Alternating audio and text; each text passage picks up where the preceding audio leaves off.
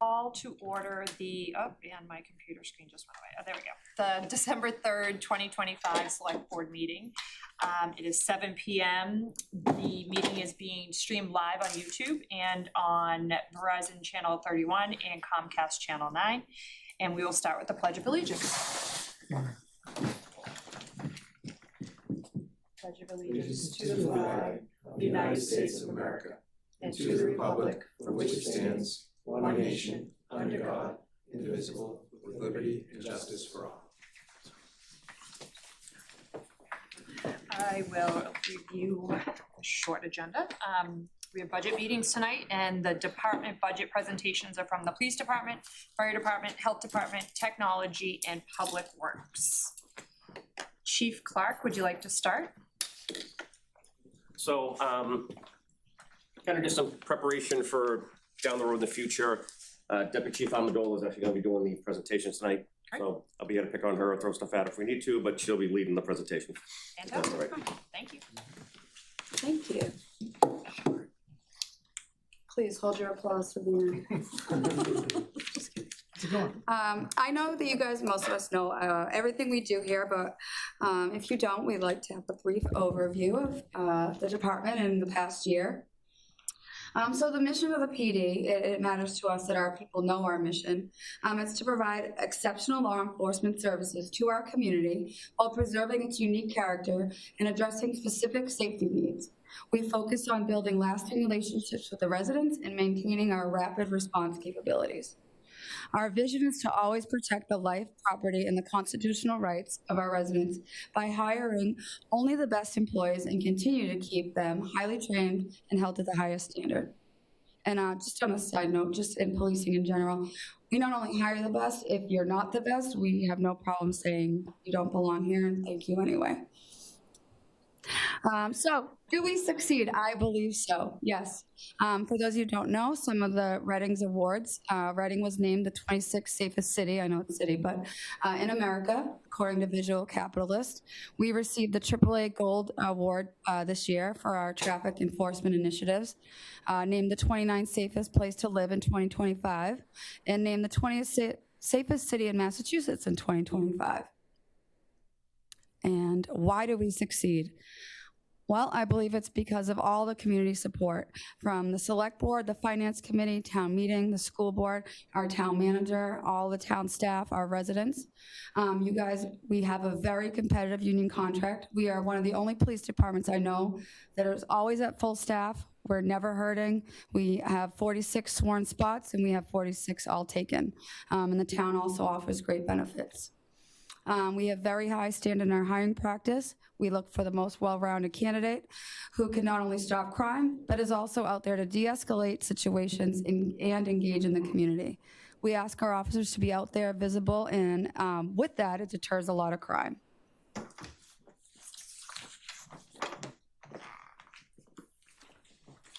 So, Deputy's cutting it off for some reason. yes. It's like it's cutting the slides off. It's not slideshow. I don't know. Make it smaller, right? Maybe To the screen? there we go. Is that better? Yeah. I tried to do just a brief overview rather than our organizational chart, which can be hard to read. But again, it was, we have 46 officers. We have 3 administrative assistants and a parking enforcement officer that fall under the police department.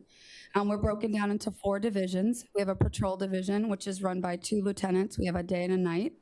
On that, they have 8 sergeants, 18 patrol officers, and one of those includes a K-9 handler. We have our detective division, run by Lieutenant Richard Abadi. He has 6 detectives, one of which is assigned to the FBI Drug Task Force, which is very helpful for us.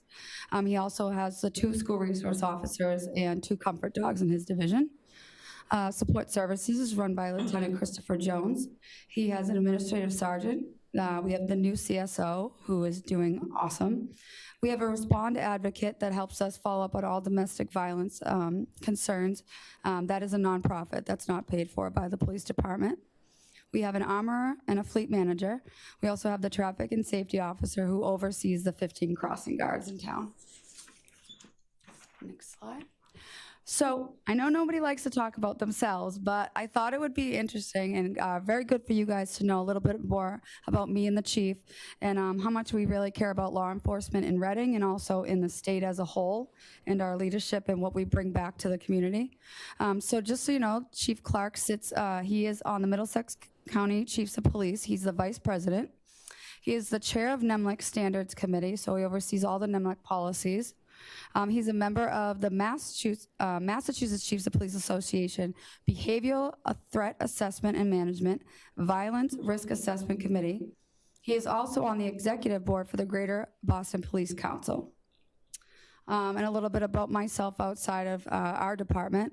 I am on the MPTC training committee, so I'm one of 9 chiefs that oversee all of training, the training bylaws for the state, and the policy advisement to our post commission. I am also an accreditation commission training committee. I'm on that. I also instruct others how to do accreditation managing. I'm an accreditation assessor. I'm also a promotional assessment center qualified assessor. So when other departments go for promotions, I go in there and help grade and choose their promotions. I've been chosen for a few different trainings in women in policing and how to help women achieve leadership positions in policing. So a little bit about ourselves outside of here. Next, we'll go over a little bit of our calls for service and what more of the law enforcement side has seen this year. We're on board to about average, probably a little less than last year, but not by much. We'll probably get to about 20,000 calls of service this year.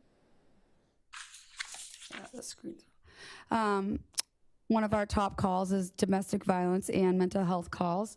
So as you can see, again, these numbers are only run November 20th was the last time, so the last month and a half really does pick up a lot.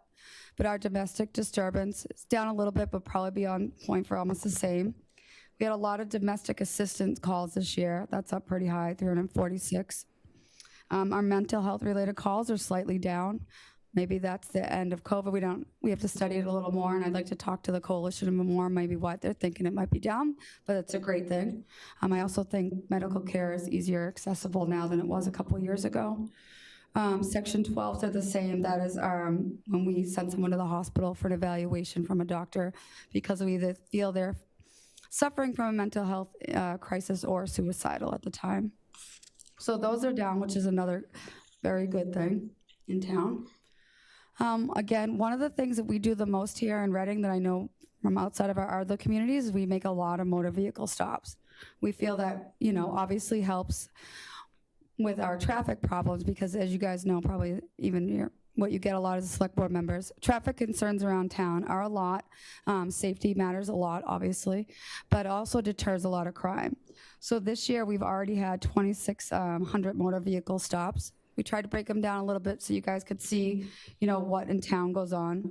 Mostly red light or stop sign violations, speeding. I know you guys also get a lot of complaints about crosswalks, so I threw that in there, that we have stopped over 150 cars for crosswalk violations. And then just some other little stats if you're interested. Can I ask a quick question? Yeah. When you say violation, that could be a warning too. Yes, so these are just violations, yep. And if nobody has a big criminal history or motor vehicle history, we try to educate first and try to start with warnings if it wasn't too egregious. So some other notable actions that we've done on the PD, we have responded to 362 crashes this year, which looks like if we're on target for the next month, we'll be down about 13% from last year. So that's pretty good, and that could be due to our escalated traffic enforcement. We've responded to 55 suicide attempts or threats. We have filed 21 reports of child abuse and neglect in the town. We have brought forth 302 arrests or criminal complaints to the court. We have processed, and that should say filled, 3,103 public records requests, which are a dramatic increase over the years. It's projected to increase about 45% than last year and 70% than 2023. Also, like with the public records requests, sometimes it's not very simple just as in one report. It could be very detailed. Our admin assistant, Kate Steer, she might have to look through emails, booking tapes, recordings, so it can be quite lengthy. So it has increased dramatically. We've processed over 342 license to carry requests too, and that's pretty much on par with where we've been the last couple of years. That's more of our law enforcement side, the fun side, and why everyone says, why do you want to be a police officer? This is the reason why. We do a lot of community service programs. I just wanted to highlight a few. We do have a new community service officer, and when you get a new position, you come with new ideas. So Daylon has been rocking it.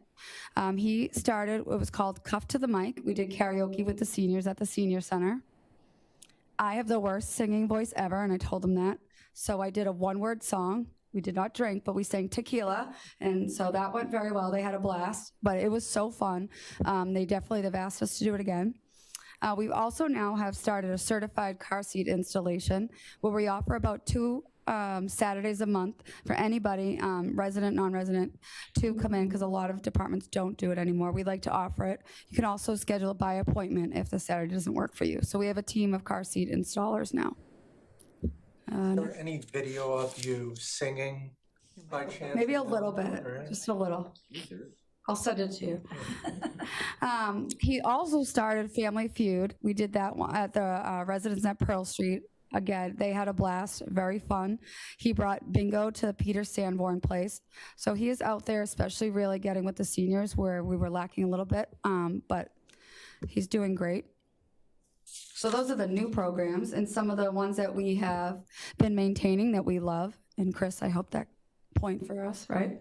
She's very familiar. Yes. We do the helmet citation program in the summer. We try to pull over children wearing bike helmets, and along with most of the pizza places in town and ice cream shops, we give out tickets to the kids that are wearing their helmet. So they either get a free slice of pizza or a free ice cream. So we're very supported by almost all the businesses in town with that. We do the lunchroom takeovers for all the elementary schools. We love that. They love it. We try to do it twice a year at each school.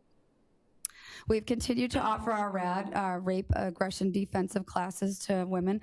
We try to do at least 2 classes a year. We are helped funded by the Women's League of Reading, too. They give us a very generous donation yearly to run that program. We've also done a lot of Special Olympics. We've done the Special Olympics at Gillette Stadium, and we've also done the Torch Run Special Olympics with the chief there. One of our greatest things we do now, it was our 2nd year doing the Youth Academy, and it's a week long for middle schoolers where they learn laws, they learn defensive tactics, CPR, they learn drill and ceremony, they learn leadership. Gives parents a free week of daycare to spend with us. But it is amazing. The kids love it. It literally, we put the signups out and it's filled that day. So we really enjoy it. I'm sorry, was it the second one or the first? That's the second one. Yep. Went very well. Yes. Another community service event we love is our open house. I'm sure many of you have been to it, but it gets everyone in town around. They can see the whole station. They walk through. They meet. Most of our officers can be there that day. So it's a great time to spend with the community. So that's mostly of ours. We have a lot more, but I didn't want to keep you here all night. But under the police department, we also have the amazing Reading Coalition for Prevention and Support. And I call it the Dream Team because they truly are. If you guys know Erica, she's just amazing. They're willing to help anybody. We recently started, she has an outreach coordinator and a mental health clinician, as you know. Tanya's also amazing, and Justina. We just started the new adolescent part-time clinician, which is not funded through the town. It's funded with the opioid funds. She's doing awesome. She's working 16 hours a week and focused on middle schoolers and elementary school, which where Tanya found she was having a hard time keeping up with everybody in town. So we focused on having this part-time with younger students. The vision for the coalition has changed over the years. Oh, do you want to hear it? No, you don't have to.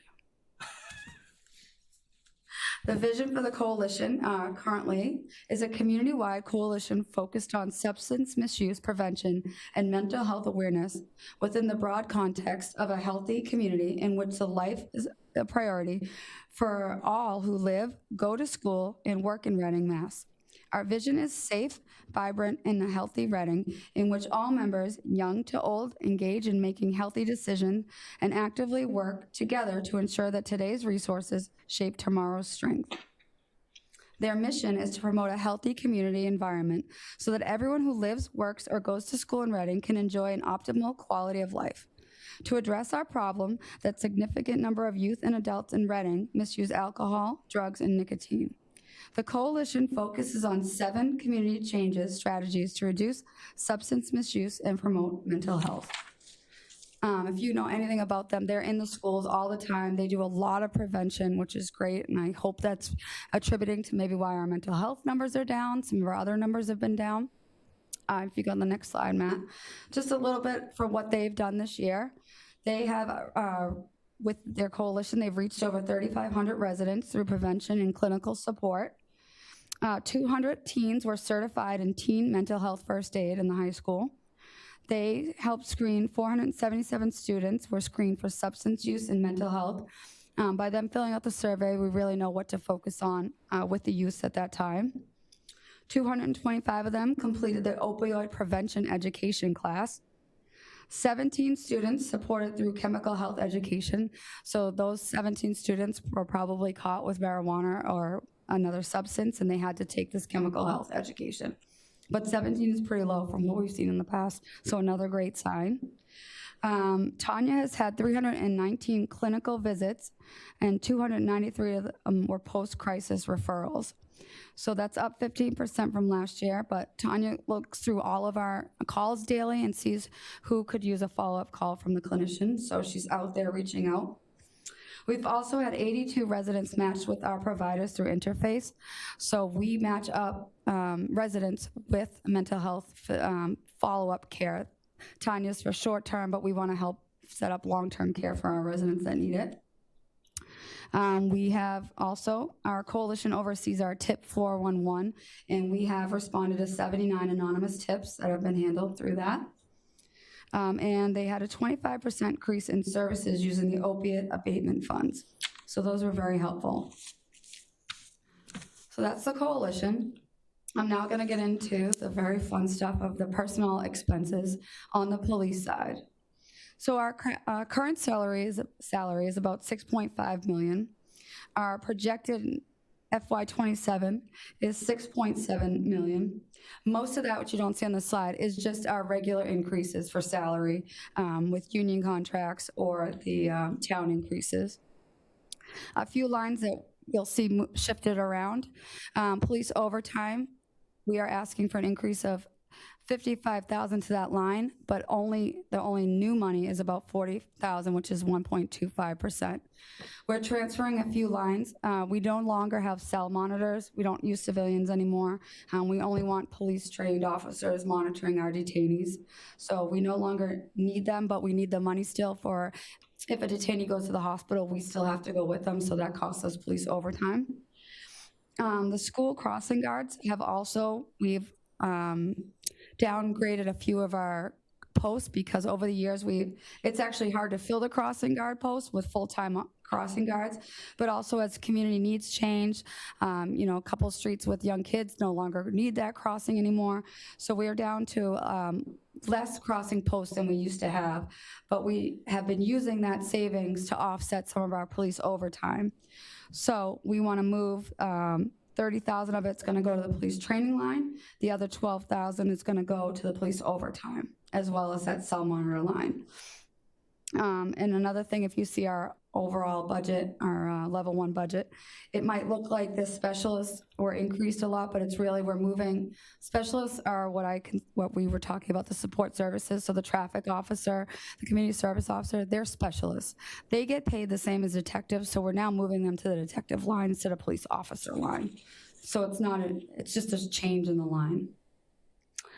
Next slide. So some of the reasons why we're asking for the $40,000 increase in police overtime is as great as the town events are, it costs us money.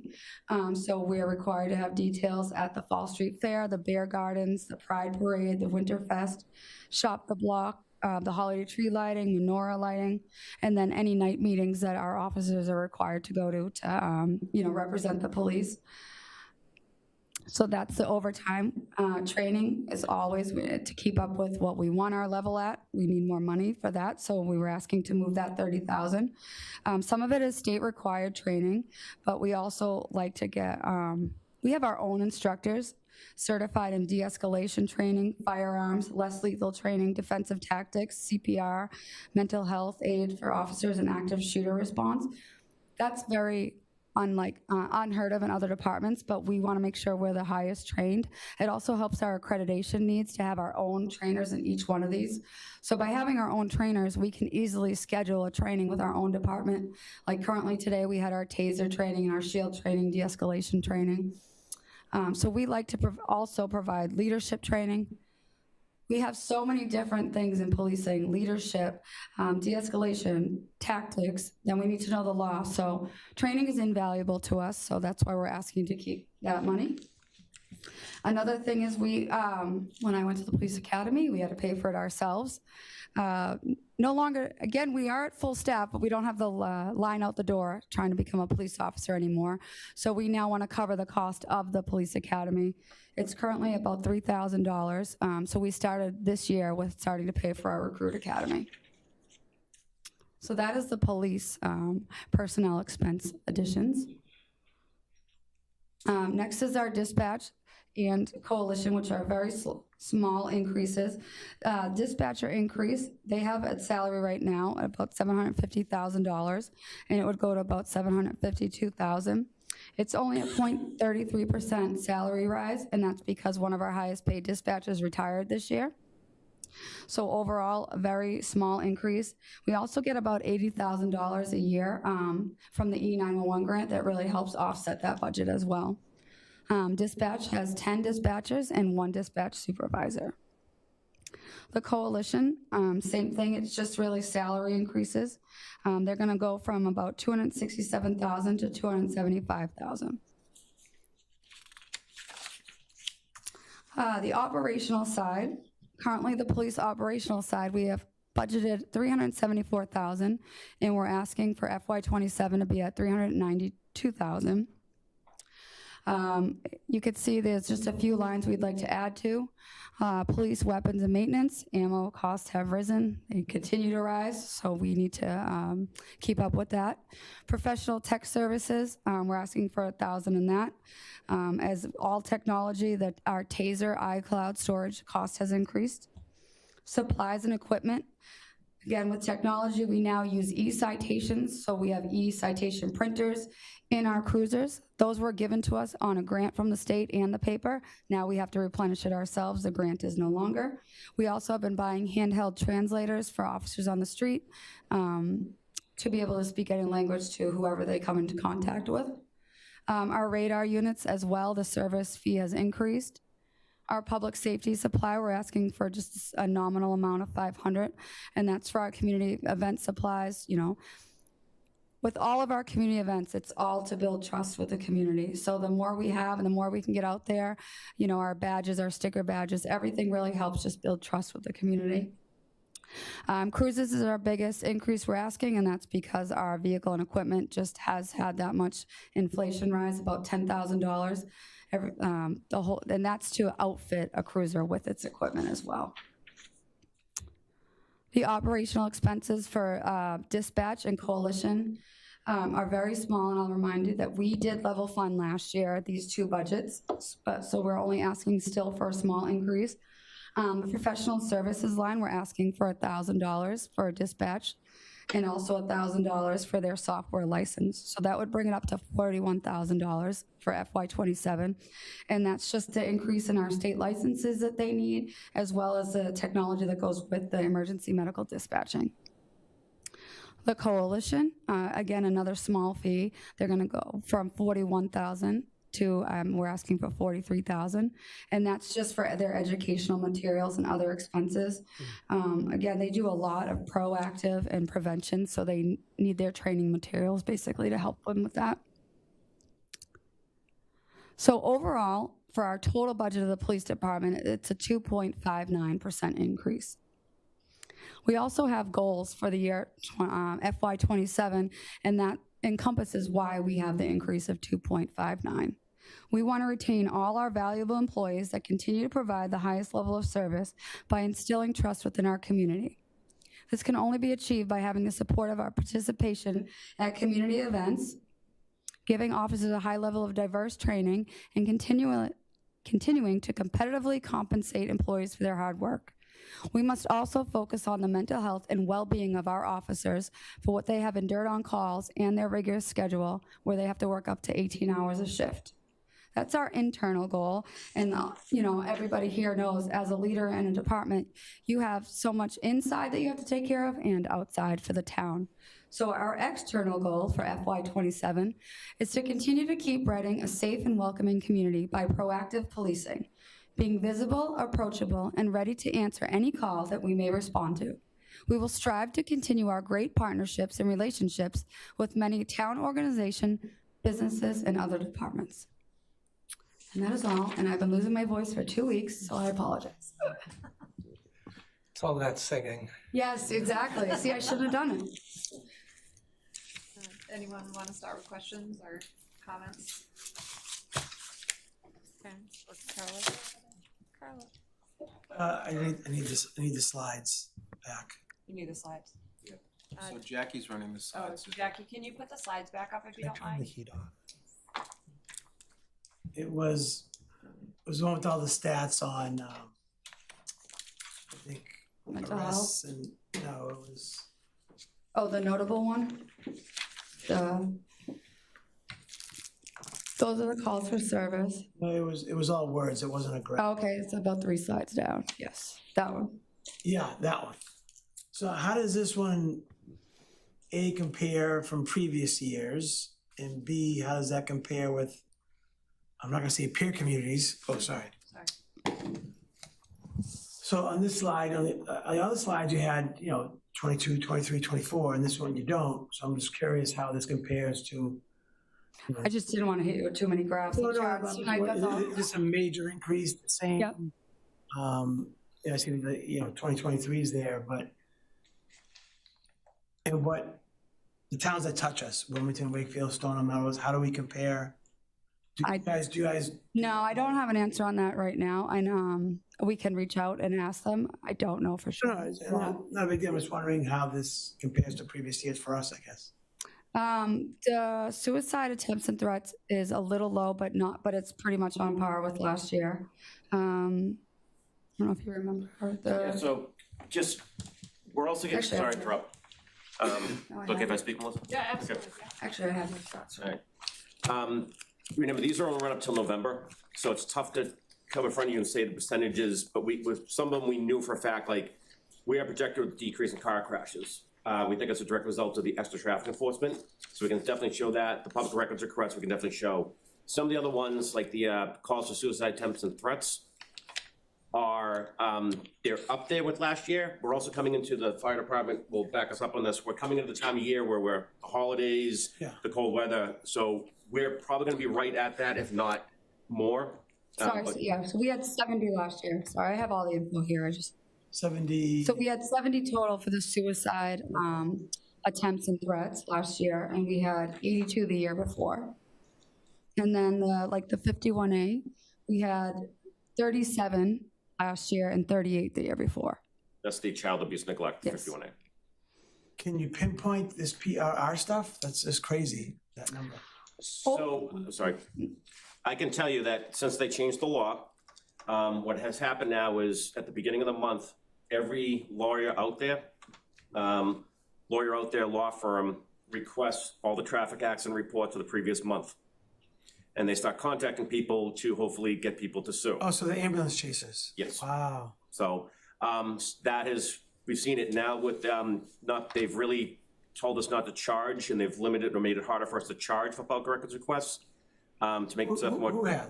State. State. Yep.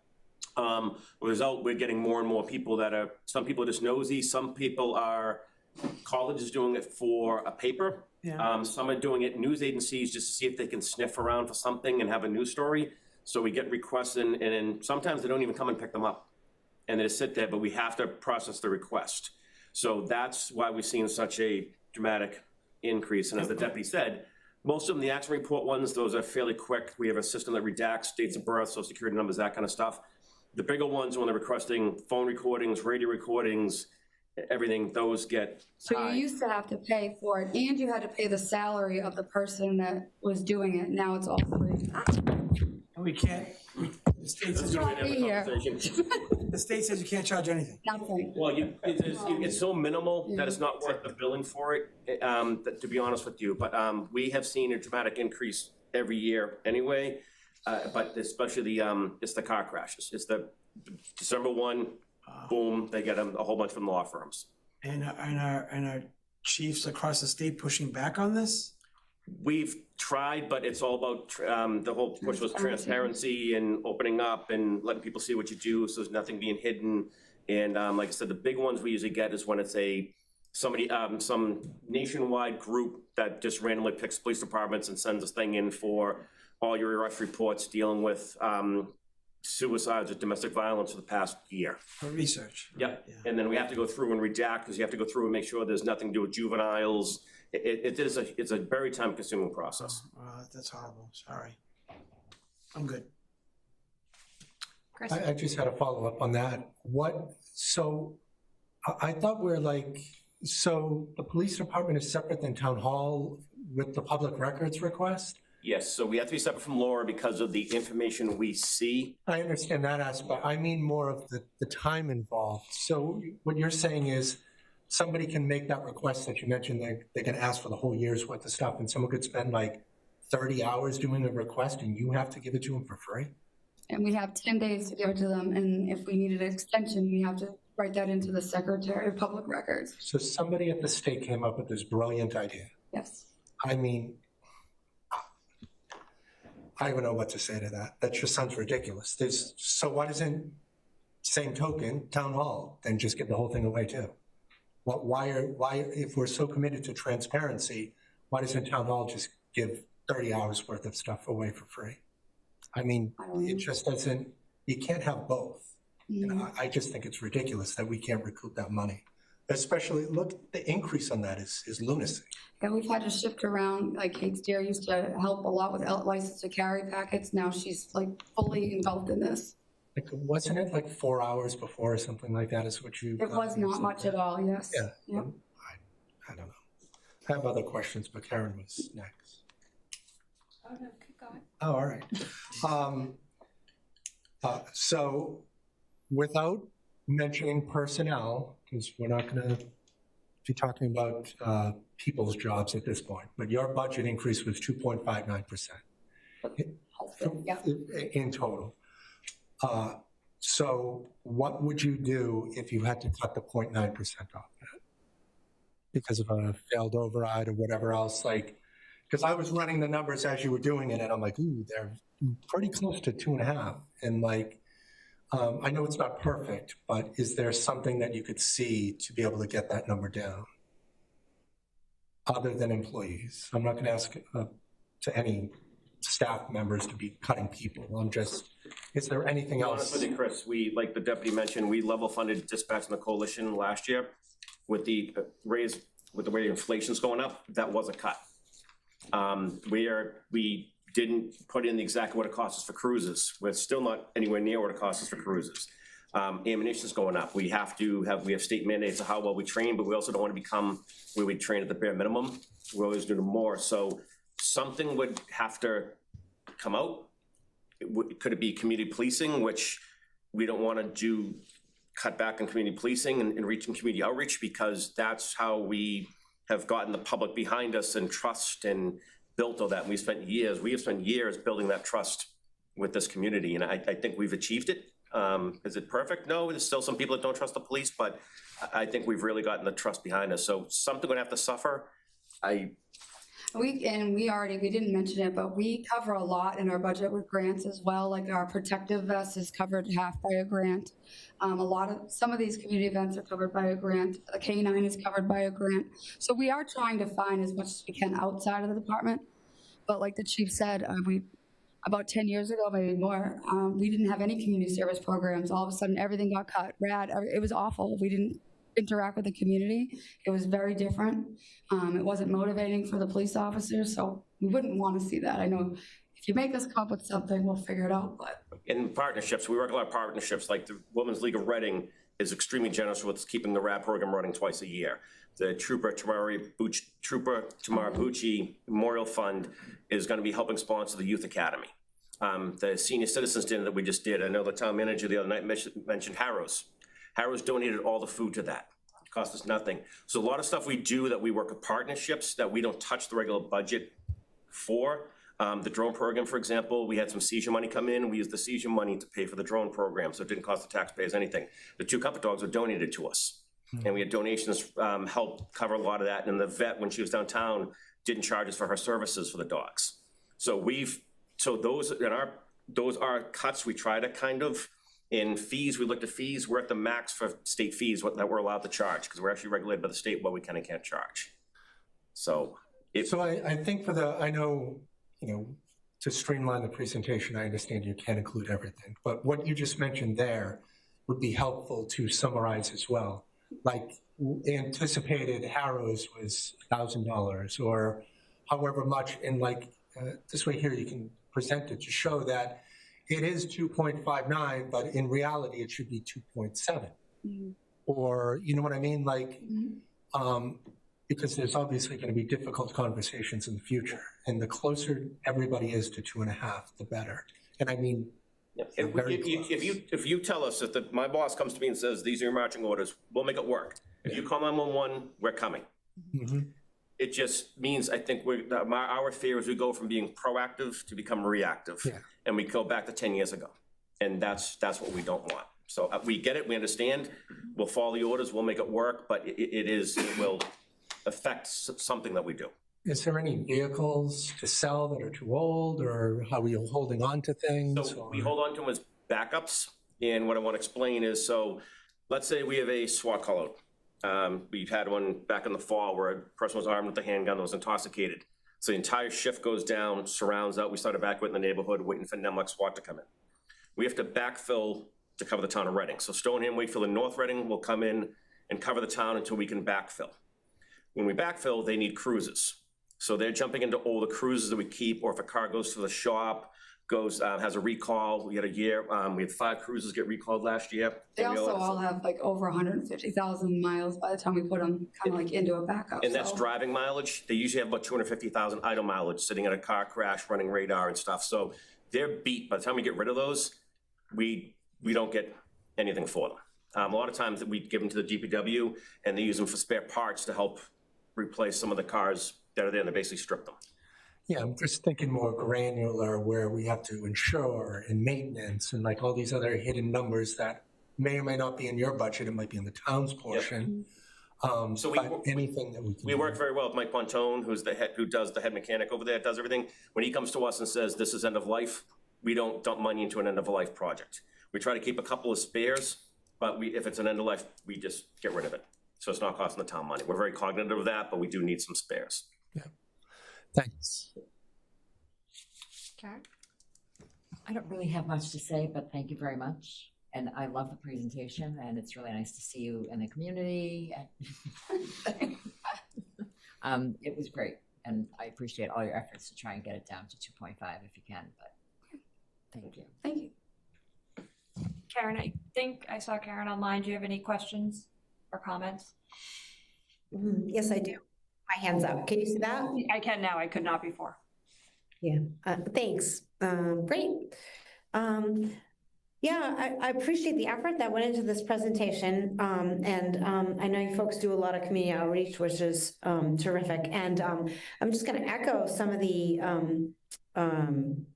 requests made earlier. I think. What was that? Oh, sorry. Echo is being difficult in the background. Ignore her. So heading into this challenging fiscal period where we are talking about the size of an operational override on top of these important capital projects that we've already committed to, I would agree with what my colleague said, that it would be very helpful to understand the amount of community and grant support that this budget is depending on already. I think that is just very helpful because we're going to have an awareness and an educational process. So I would echo that request if we could. And so, and I was listening carefully and I see the PRR's requests going up a lot. And, you know, so I went through town hall for a personal reason, and apparently I made a really big one. So I got this letter back from our town clerk. That's really big. We're not doing it. Here's what you get, or you can pay for it. So I don't know if Laura can help me with that because I was like, yeah, I definitely don't want to like spend a lot of money on this, and I didn't, and frankly, I did not realize I was asking for so much, so thank you. So I don't know, I'll just throw it out there. I'm not gonna tell you how to do your jobs or pretend I understand all of this, but could there be a little more coordination with town hall to help you fend off unreasonable PRR requests, just by frankly just telling them how much it is going to cost them. And then the other thought I had is that, and you all do come and see the select board and CPDC and town meeting recently, and there are like evening events. And I also see that, you know, your schedules are up to 18-hour shifts. So I'm just gonna throw out there whether, you know, overtime is always something that's not completely predictable and perhaps could help us stay within 2.5% or as best we can. Would it be possible, because for some of the folks who do a lot of presenting to our boards and committees, to have scheduling changes so that they're doing it, their 18-hour shift or their long day is the same day they're presenting to the select board? So I just Can I throw that address out. that one real quick, if that's okay? Sorry, I didn't mean to interrupt you. But so we have, like, so when Lieutenant Jones comes in, he's actually not on patrol. So his job is to deal with like building projects, traffic issues, that kind of stuff. That's his position. That's what his job is. Contractually, his schedule is set. I can't change his schedule without negotiating the contract and changing his schedule. So anybody, same thing with the traffic and safety officer. So when they come to meetings outside the normal hours, contractually, we have to pay them overtime. For me to change the schedule, we'd have to negotiate with the unions, open up the contract, and negotiate a schedule change with them.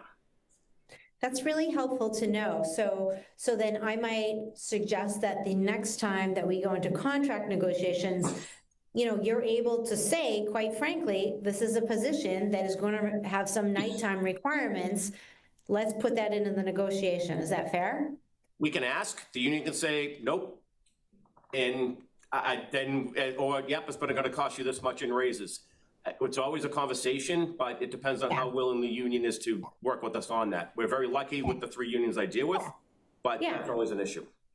Yeah, and we do see Lieutenant Jones a lot, so that's a perfect example. Okay, no, thank you, I appreciate this. You're welcome. And as far as the public records request, Karen, I believe, and I could be speaking out of turn here, we fall under slightly different with the public records request than she does.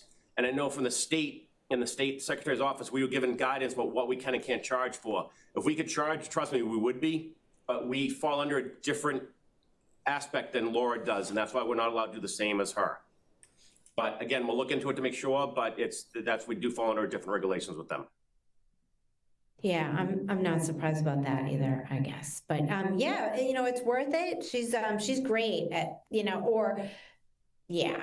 I would agree with Chris's statements that like, but you can only do what you can do. So fair enough. Thank you. And I agree with Chris, it's ridiculous. I've seen it over the years. I agree. Okay, thank you. Well, thank you guys. I appreciate it. I appreciate all you do for the town.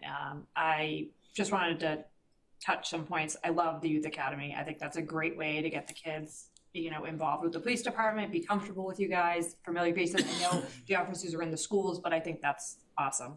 A couple of questions I had.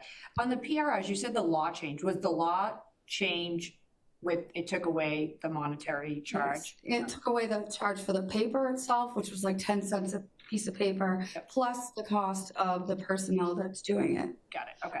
Yeah, and I think that we're a little different. If we can't say something's unreasonable, anything we do, we have to write the secretary the exception and see what they tell us to do. And a lot of times, sorry to interrupt, Deputy, we get appeals too. When we say, we're not giving you this because of this exclusion, they appeal right to the state secretary's office, they reach out to us, we then have to file why, and and sometimes it creates more and more paperwork for us. I actually didn't even know that you could say a public record request was unreasonable, but Well, maybe I'm wrong. yeah, some things of it, And like. we have a certain exact list of exceptions, and Got it. most of it doesn't fall within anything we can exempt. An active investigation is one of them. We're obviously not gonna release on an active investigation, but. Yeah, got it. That's a pain, and I'm sorry, because that's just unnecessary, and the fact that the state did that is ridiculous. The police academy, I love that we're paying for it. Is that typical for most towns? Yes, Okay. but we've also been very lucky, just so about the past 14 hires. Yep. 10 of them have been transfers from other agencies, which has saved us the cost of the academy and the 6 months they're gone, not counting as a body for us. Got it. It's only, we happen to find this perfect hire, this kid Jordan Reyes, who we all loved at the interviews, perfect, exactly looking for Reading. He's our first Spanish speaking officer. Great. So we're thrilled to have him on. He was a great hire for us, but he needed to go to the academy. Okay. Adam Elmore and Zachary Castiglione, the two recent hires. One was a Londonderry, New Hampshire police officer. Oh, you're talking about the youth academy or the police academy? No, police academy. Oh, I think you did have it. No, police academy. Yeah, I'm right. One was a Georgetown police officer that used to live in Reading that transferred over, and Zach lives in Reading, is a Reading kid, but he back 4 years ago, he could only get a job up in New Hampshire, was commuting to Londonderry, New Hampshire, and he has 4 years' experience. He came down. Great. So we've been very fortunate with that, and we've been able to save a lot of costs because our academy is 6 months long and they can't work before. Yep. And sometimes, like for Jordan, we hired him back in beginning of August, but the academy didn't start till October. So we didn't pay him or anything, but we offered him the job and we waited till the academy started. Yep. He'll graduate in March and then do 2 months of field training. So he's not gonna count as a body to us until the end of May. Again, we're fully staffed, however. Yep. And then we do have one officer who's with the National Guard that's been deployed since July, who the orders extended him through 12/31 of 2026. Oh, wow. So we're not gonna see him for a full Yeah. year. Plus, got Yeah. it. Okay. But yes, we do try to, like, when we can, but Yeah. we used to have 100 people take the job. We're having 5 or 6 people put in for it now. 500, yeah. So, yeah, the first time we left civil service, we had 500 people take our test. Yeah, exactly. Now And we're getting 10 to 15. $3,000 is fairly minimal in the grand scheme of things. I was just trying to figure out if other towns do it. Will you guys be looking for any vehicles coming up in the future? Just the standard 2 we buy, that's already in the budget every year. Okay. Every July 1, we buy 2, and then we'll take the 2 oldest out of the fleet Got it. and put them as backups. The 2 oldest backups will come out. Okay. And that's why we do have a very significant plan with that. Got it. So the only thing that I think that I would ask if we can look into, and I'm not sure that there is a solution to this, but is the overtime, especially when it comes to events. So is the only time, I assume if they're private events, you charge. So it's just the town events that are costing the biggest part of the increase of overtime? Is that what you're saying? Yeah, years ago, if an event was run by the chamber paid for it. Yeah. But then a few years ago, the town manager and council said, they're kind of town events, so you need to pay for them yourselves. So that was a big change for us. And it wasn't this town manager, it was No, the previous. before that. And again, a lot of it is union contract, like, we can't. And our shifts are so busy, we also used to be able to say, okay, we'll put one shift officer in the square for that event, and then, but now we can't even do that because they go to call after call, so they have to be off patrol fully just for the detail now. So when you say it's union contract, are you saying that you can't charge, or? are you- Oh, no, I'm sorry, that's like the officer's overtime Okay, yeah. itself, like, we So, can't. I think that I would be interested in having a conversation with town about that when it's, for example, when the chamber is running an event, and maybe it's not the full cost, maybe it's half the cost, or something where the town and the police department isn't, holding the whole bag of what's owed. So maybe a conversation we could have and could. No, it was a big change out of nowhere for us. We were surprised by it too, so. Okay, I think that would be a conversation that's worth having. Yeah, we can talk about that. We always, look, we have those DRTs and And we asked, you know, if they could shoulder some of it. A lot of these are smaller nonprofits, and it's too much for them. A larger nonprofit, you know, that would be something for sure that they could probably cover. Yeah, and like I said, maybe it's not the full cost, but I think something's better than nothing. I mean, I don't want to see these events go away either because they're well attended and the residents like them, but I just feel like we need to figure something out because it seems like a big shift for you guys or for the town. Yeah, we can revisit that. And when we meet with them, we're very conscious of it, so we try to have what the only what's necessary there. Okay. And we won't, it's not like, oh, yeah, we're having this event, let's have 6 cops there. Yeah, yeah. Because also, it's their days off that they get some coming in for this, or sometimes we've been ordering in for it. Yeah. And that's, But it's hard too, because we want to keep treating everybody the same, so it's like, well, how come you have to pay and you don't? So it's been complicated. I would say just real quick to that point is that I think any events that are getting sponsored by other people or local businesses or whatever, that any organization, like I know the chamber obviously gets sponsors for events, but in theory, they could just have an event every single week and this falls on you. And then you see what I mean? Like you start getting into a money-making operation. It never was like this before. But I could see maybe that being like the catch in there that, you know, perhaps something could be. I think, I don't want to quote Ivrea, but I think it was like, well, it's your town electrician, it's your town DPW, so it's a town event, even though you're not the one actually putting it on. But that was their thought process, I think, a few years ago. But how much are we talking to cover events, like say the tree lighting? Are we talking, that was $5,000, $10,000? A little, we had 4 officers, so it would be under 3,000 for that one, like That's probably one of the bigger ones. 2,000. But like the Fall Street Fair, that's about 5 or 6 officers, so that's more like, yeah, $4,000. All right. Okay. Yeah, I think it's a conversation worth having at least. Mhm. Okay. Well, thank you. I really appreciate it. I don't know, just confirming, I think Karen has her hand up. Sorry, thank you. I wasn't aware that sort of the capital planning for the police vehicles are 2 per year, so that was interesting to learn. And y'all have been very proactive with putting hybrids and electric cars into service. I don't know if you have an electric. I know you've been proactive with the hybrids. So we are now a green communities community, and every year we can apply for grants up to $250,000 and vehicles. If you can make it work, because your vehicles are more specialized, vehicles are absolutely reimbursable under this grant program. It's just a matter of, but I don't think you'll be the first in Massachusetts, but anyway, I just throw it out there. Again, there's this pool of money that we have, and there are spring and fall application cycles every year now. Vehicles. So that'd be great.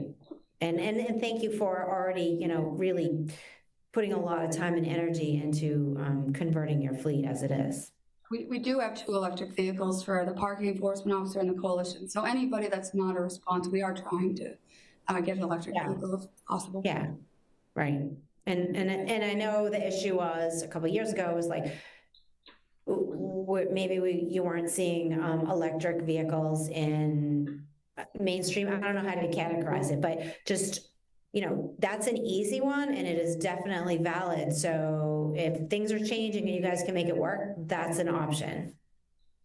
and just so you know, our cruises run 24/7. So day shift is on the road, evening shift comes in, evening shift jumps in, they take that same cruiser out, midnight day shift comes in, they take that same, so they're driven 24/7. So this, and what I've seen hybrids, I don't, correct me if I'm wrong, but you can easily go into the Green Communities website and just look at what's getting approved. I don't think hybrids are off the table, but you guys have like heavy duty vehicles, but so, I defer to you, but I don't think it has to be exclusively electric. No, and even the hybrids have been tough to get, Karen, I'm just gonna be honest with you. And the 2 we've have spent a lot of time in the shop.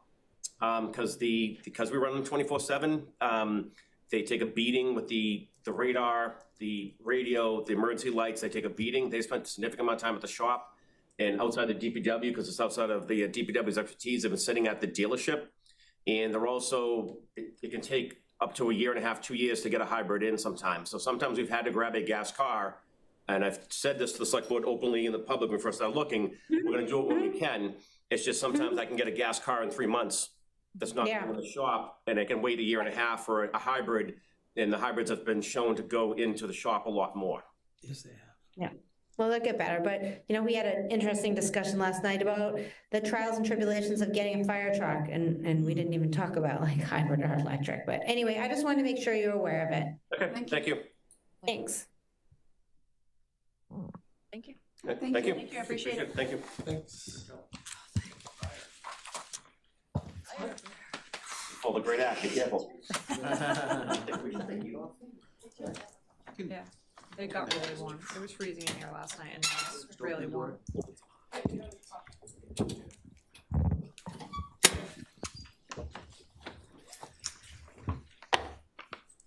How are you? Good evening, good evening. Not sure how to follow that. Can I pass my turn, let someone else try and follow it? Drop the microphone, that makes me feel better. All right, well, welcome. How's everybody doing? Good. All right, glad to be here, and we'll go through the presentation. So what I'm hoping to do a little different than last year is to really kind of dig into the budget a little bit so you can really get a good breakdown, get a feel for what's included in the budget. So that's kind of what I'm hoping to get to by the end of this. All right, so first of all, much like the police, you know, our primary mission is to protect lives, property, the environment. How we get there is radically different, though. We use basically 4 major functions. We have a fire suppression function, emergency medical services, fire prevention. Fire prevention is very important. The injury that doesn't happen or the fire that doesn't happen is the best option. So fire prevention is critical. And then we, as emergency management director for the town, we're involved with that. So major disaster preparation and things like that. So that's kind of the 4 buckets that what our work falls into. So it's much more than just the big red trucks and the fires. It's a much more robust environment that we work in. You know, we deal with fires, hazardous chemicals, carbon monoxide incidents, medicals, car accidents, alarm activations. There's a long list of things that we deal with. A lot of departments, some departments have even changed their names from fire departments to like all hazard departments, because if it's not a law enforcement issue, then it's kind of ours. So it can be a big bag. It can be a big bag to deal with. Fortunately, we have a lot of very talented people that bring a lot to the table and can help deal with that. So this next slide here, just want to call out that, you know, we're not adding any new positions this year. We still have our 51 uniformed people. The chart on the right kind of shows the breakdown. There's four groups, scheduled to have 12 people, 12 firefighters in the group.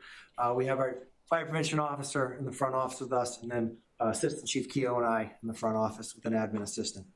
So that's kind of the breakdown of the department. Now, what I thought might be interesting to do is, in the past, you know, last year when I did this, I told you we got 12 people in the group. That probably doesn't mean a lot if I tell you 12 people. So I thought we'd just spend a few minutes kind of talking about how the distribution of personnel are on the apparatus and the trucks, and kind of talk about minimum manning and a little bit how that works out. So you're aware, the collective bargaining agreement has a 10-person minimum, 10 firefighter minimum per day is the way it's required. And Monday through Thursday, during the day shift, so our 24-hour shifts are divided into a day and a night shift. So 7:30 to 5:30 is our day shift, and 5:30 on the overnight to 7:30 in the morning is our night shift. So Monday through Thursday, we have a fire prevention officer that works the day shift. And currently in the contract, the fire prevention officer is counted towards shift strength. And as you run through this, you'll see there'll be a time that there'll actually be 9 firefighters on the apparatus. And that's only Monday through Thursday during the day shift. And as you go through these slides, I'm really going to focus on what these days look like. What I also want to just kind of point a little bit is during the same time, this Monday through Friday, 5 days a week, but these day shifts, this is actually the busiest time for us. It's the highest call volume. About 60% of our responses occur during that day shift. So take weekends out of it, take nights out of it. 40 hours a week, roughly, or 50 hours a week is most of our calls.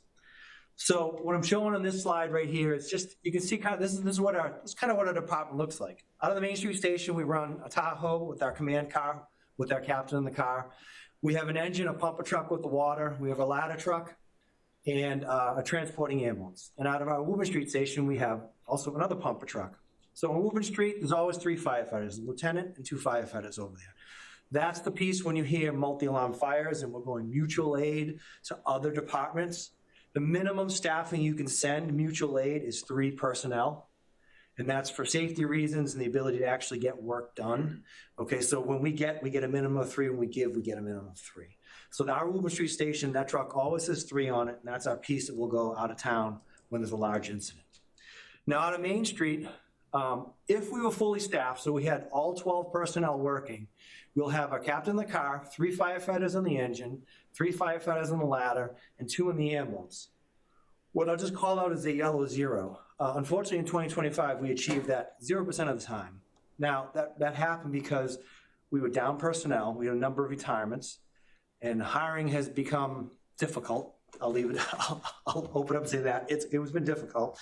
So we have not had 12 people. We currently do have now one group of 12 people assigned. We have a second one that will be getting to 12 people when our young hire is out of the academy in January. So we only have 2 open slots left, so we're doing a lot better. We're gaining ground. But unfortunately, 2025, it never looked like this. Next slide, please. So 20% of the time during the day, this is what it looked like. We had 11 people working. So we had 3 people on both engines, 2 people on the ladder, 2 in the ambulance, and one in the command car. This is, this third person on the engine, just have a quick conversation, is an important position that, the goal is to get to the point where we always have 3 people on the engine. If you think about what the job of that engine is, they have to show up, hook up to a hydrant, and stretch a hose line into a building. Now, if anyone here has ever washed their car and tried to drag the garden hose around the tire of the car, what happens to the garden hose? It gets caught. Now try and drag an 1 3/4 line through a house, around a corner, up the stairs. It takes a lot of firefighters to move that line. And with 3 firefighters, you have 1 that stays on the engine because they have to operate all the dials and make sure the water comes out. And that's 2 firefighters, 1 at the front and 1 that's going back and forth and back and forth. It's a brutal job. But making sure that hose gets to move forward so we can put water on the fire. So this is why that third person is just so important. And this is why our goal would be to strive to get here. Unfortunately, this year, 2025, only 20% of the time we had that. Okay, our minimum staffing is 10. So vacations, sick time, injuries, all of that, it takes away from that. So 20% of the time we got that. Next slide, please. So this is what we look like with 10 firefighters working. And this is about 72% of the time we were at this, which is pretty good. This puts our incident commander in the car. Having the incident commander in the car is important. This allows that person to show up and be in that immediate big picture command function, which adds to efficiency, it adds to accountability, it adds to safety. It allows better, if we say the word troop as in military, better troop movement and preparation. So it's a critical position. So this is what we look like about 72% of the time. When we get this, one of the things we have to do though, if we have a fire, is the 2 people in the ambulance down there, hopefully they're in town and not transporting. Hopefully. We'll assume they're in town. They then get paired up with that engine. Because again, there's 2 people on that engine. One of them has to stay with that engine. Now the other one has to pull that big hose line all by themselves. So now what happens is we lose a whole unit to get a task done. Now that ambulance can't be tasked for search, for ventilation, for a second hose line. So staffing gets really changes with just that one position not being filled. It really reduces some of our efficiency. Next slide, please. And the last one for the manning here is this is what it looks like when we get down to 9. So under the current contract, the day officer is counted, as I said, during the day. So if we have enough people off that we get to this point, we will take that captain out of the car, put them on that engine. So we have 2 on the engine, 2 on the ladder, 2 in the ambulance, 3 on a mutual aid engine. And that's what our staffing looks like. And we just talked about efficiency. You can imagine what this efficiency now looks like. Because really that captain, they have to still stand back. That person, other firefighter, has to still operate the pump.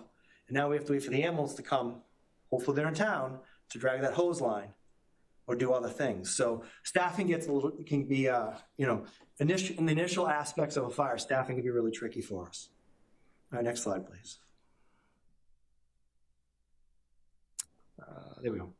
All right, let's dig a little bit into what the budget looks like. So the numbers I'm going to be showing you now and the percentages are going to be based off of if the projected or the requested budget is proposed. This is the FY '27 budget.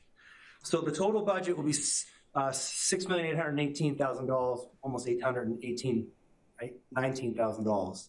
And this is the breakdown of what our budget looks like. So 89% of the budget comes from union salaries from the collective bargaining agreement, and it's regulated by that.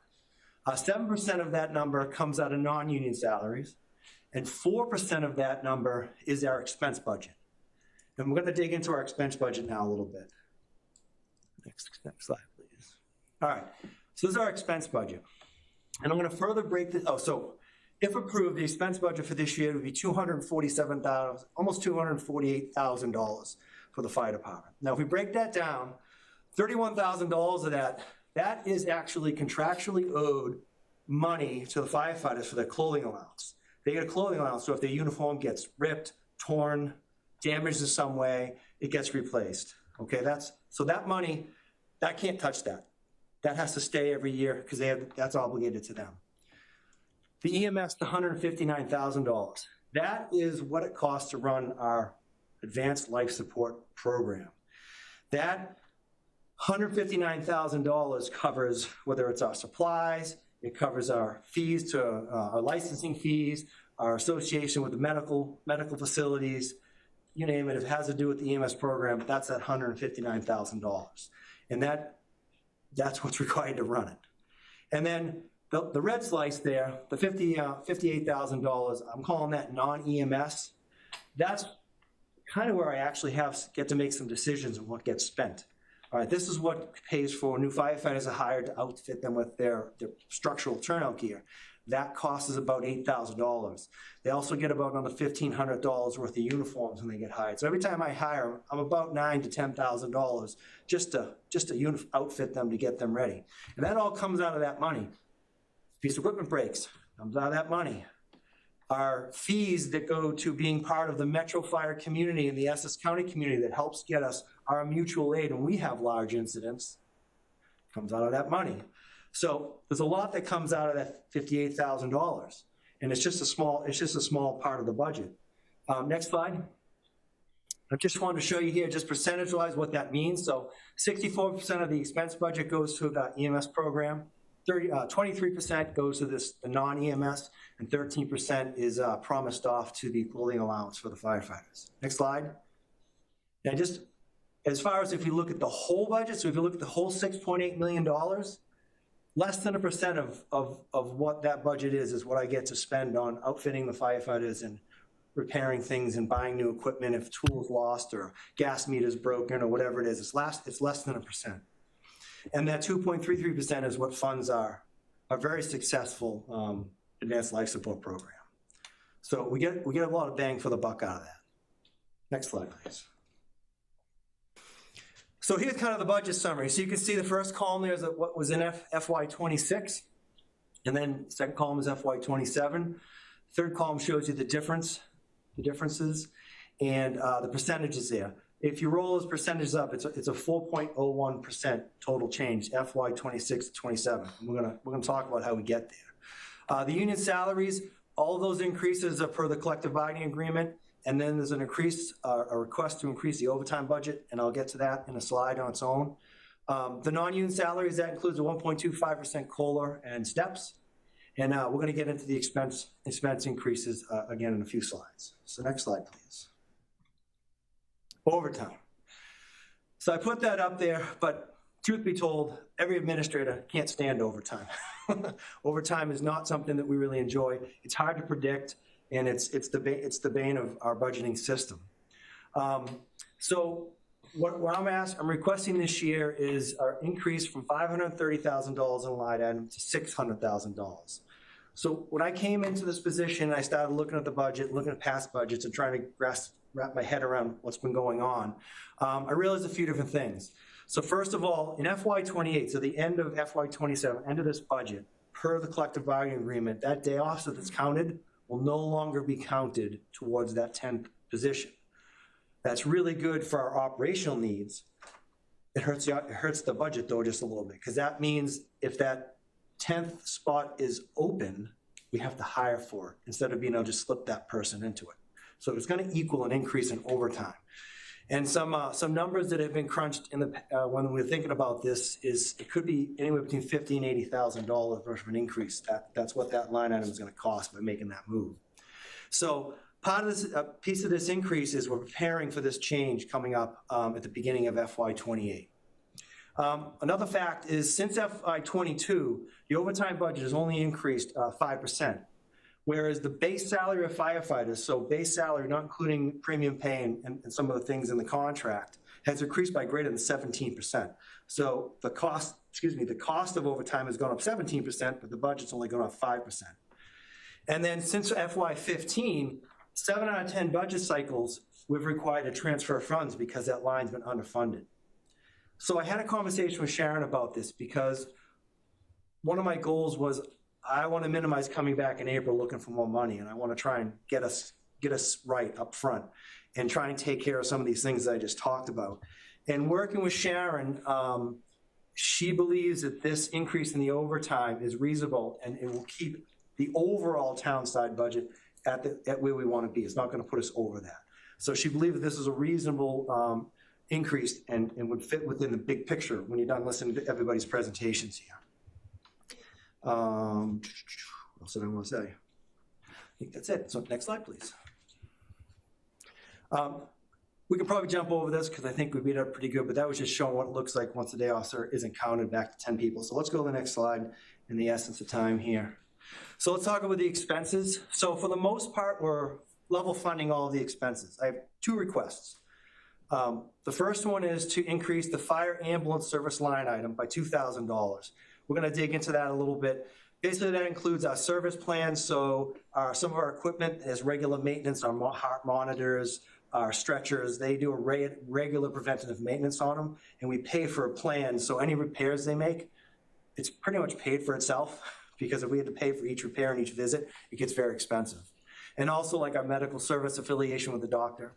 And then the other line item here is the ambulance billing. We had them back in August. I think it was August we met. We talked about bringing up the ambulance fees. We've done that. I'm going to explain more about that, but that needs an increase to pay the extra revenue costs. So we'll dig into that in a minute. So those are the 2 line items. Next slide, please. So as far as the ambulance service fees in FY '24 and FY '25, we exceeded that line item. You can see the budget was $26,000 in FY '24, and it cost us almost $33,000. FY '25, the budget was $28,000. It cost us almost $31,000. This is driven by the requirements by OEMS, so the Office of Emergency Medical Services at the state level. They tell us what we have to do for licensing. They charge us fees. They tell us what we have to do to have our license. They mandate equipment. They're constantly mandating new equipment that wasn't like, so we just, for instance, had to, and it's not a bad thing, but they mandated that we had to get a different piece of equipment for carrying children. You know, that had a cost associated with it. Another one that's coming on this year is we now have to get what's called a CLIA waiver. So we do blood glucose testing. They consider now considered a mobile laboratory. So we have to now get a CLIA waiver, which there's a fee associated with that in order to continue to do the blood glucose testing to test blood people's sugars. So we're not seeing any decreases, only seeing increases. It's the same story you're going to hear the next 2 nights that you're listening to this. But I'm looking for just $2,000 increase in that one line item. Next slide. All right, ambulance revenue billing fees. So quick review, we talked about this. The revenue goes back to the general fund. The fees come out of my expense budget. It's a 4% fee based on the revenues collected, okay? You know, if I don't have the right money to pay that 4%, that $57,000 that I have to operate other stuff, I have to pull money out of that to pay the 4% ambulance fee. So it's really important that we get this funded properly. So I put some billable trip numbers up there. FY '24, we had 1,574 ambulance trips that were billed for. FY '25 was 1,624. And so I'm estimating we're going to be at about 1,700 trips. When I built this slide, I only had the September data. We started the new billing in September. And the average per trip went from $600 to $823 in revenue collected. And you can see what that would mean there. It means an increase of about $400,000 more in revenue. Since I made this slide, the new data came out for October. So the average between September and October is actually It's closer to the 723, which is in the black on the right-hand side. So we are looking at about a $250,000, $300,000 increase in revenue overall, which is good news. We're hoping to see that when we made this change. Won't really know the full thing until we get multiple months though, because months really fluctuate with how the payments come in. So it's a little early. So what I'm asking for is $17,000. That $17,000 would get us covered if we see basically a $200 change per trip, which is very potential. So that's where the $17,000 request is coming from, just to cover that. The good news is the rest of the money is still going to the general fund. I just got to cover that fee. Next slide, please. All right, grants. So we have supplemented our expense and overtime costs on some of the projects and things we do using federal grants for many years. As an example here in FY25, we had almost $23,000 in grants. It was for equipment. We were able to use buy some firefighter structural gear for some new hires and replace some other gear and replace some aged equipment that needed to be aged that wasn't safe to use anymore. And we were able to pay for these grants and not have to use, town expense budget, which is very helpful. And as far as a safe program with the children, our senior safe with our seniors, and the EMPG, that's our emergency management grant, is what that is. These are generally used to offset salary costs, so to save the overtime. And you can see that's about $14,000 or so that was offset using these grants. I'm going to kind of rip off the Band-Aid and go into the bad news on grants right now. Nothing definitive's come down. I'll be crystal clear on that. But I am getting messaging from two different fronts, from the fire chief's front and from the emergency management fronts. Federal grants, we just don't know. First of all, is there going to be funding? Not crystal clear. How much is going to be funding? Not crystal clear. And we're hearing that there are going to be the current administration is going to put in some agreements that the community will have to agree with to even be eligible for the grant. I don't know what those are going to be, but there's a lot of fear around them and whether or not the community is going to be willing to agree with them or not. And if we don't, then we wouldn't even be eligible for federal grants at that point.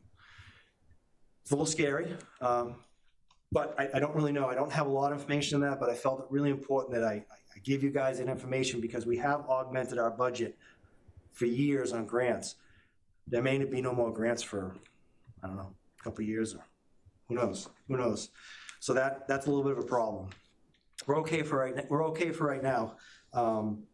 But it could have some effects down the line. So just 2 more slides to go. Really one slide. Next slide. I just want to end with real success for us. We did get the Assistance of Firefighter grant from FEMA. We awarded almost $85,000 in federal funding and required a 10% match. And we began this program back in March of 2025. Well, we concluded the delivery of the program the week of October 20th with an in-person 1-week training session. This was really exciting for us. This program was a week-long program. It had both classroom parts to it. It had in-person parts of it. We were down at Camp Curtis. We actually were stretching lines and doing simulated fires. And the whole intent of the program was to modernize how we do our incident command system. So how we do our command and control of incidents. And what this new method is going to do for us is really going to improve our command and control of these large incidents, and it's going to increase our communication, our accountability. When we do that, it's going to improve how we use our resources. It's going to increase the efficiency of the resources. So what does that all mean? It means quicker actions, so that can lead to improved survivability for our victims.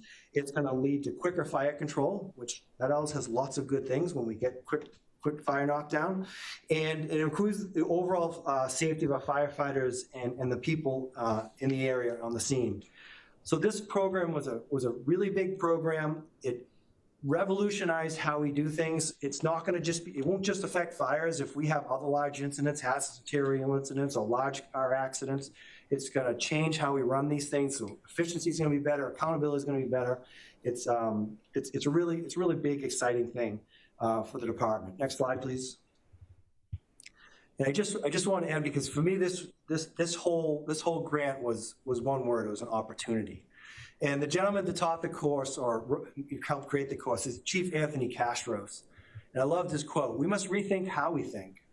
So to be ready to challenge yourself and your own assumptions. And what this program did is it challenged all my leaders and my firefighters. Firefighters hate change. Have you heard that before? There's two things we hate. We hate the way it is, and then we hate change. So it's just, it doesn't, So, but my leadership staff, they embraced this opportunity. They grabbed it, they ran with it, and they are absolutely carrying the ball down the field. And this is going to have a resounding effect on the department moving forward. So I'm so super excited about this. And I just wanted to take a few minutes to share that. And with that, that's my last slide. And I'll be happy to answer any questions. Thank you so much. Thank you. Anyone want to start with questions? I'm good. Chris? Thanks, Melissa. And thanks, Chief Nelson. I guess my similar question really doesn't apply to the percentages for you because yours is primarily all staffing for going over 2.5%. So you were at like 4 and some change or something. I think I saw up there. 4.01 or something, yeah. Yeah. So it's not really, so I guess in that aspect, you can't cut people out because obviously you already went over the metrics on the fire truck and all that. So how does all the permits that you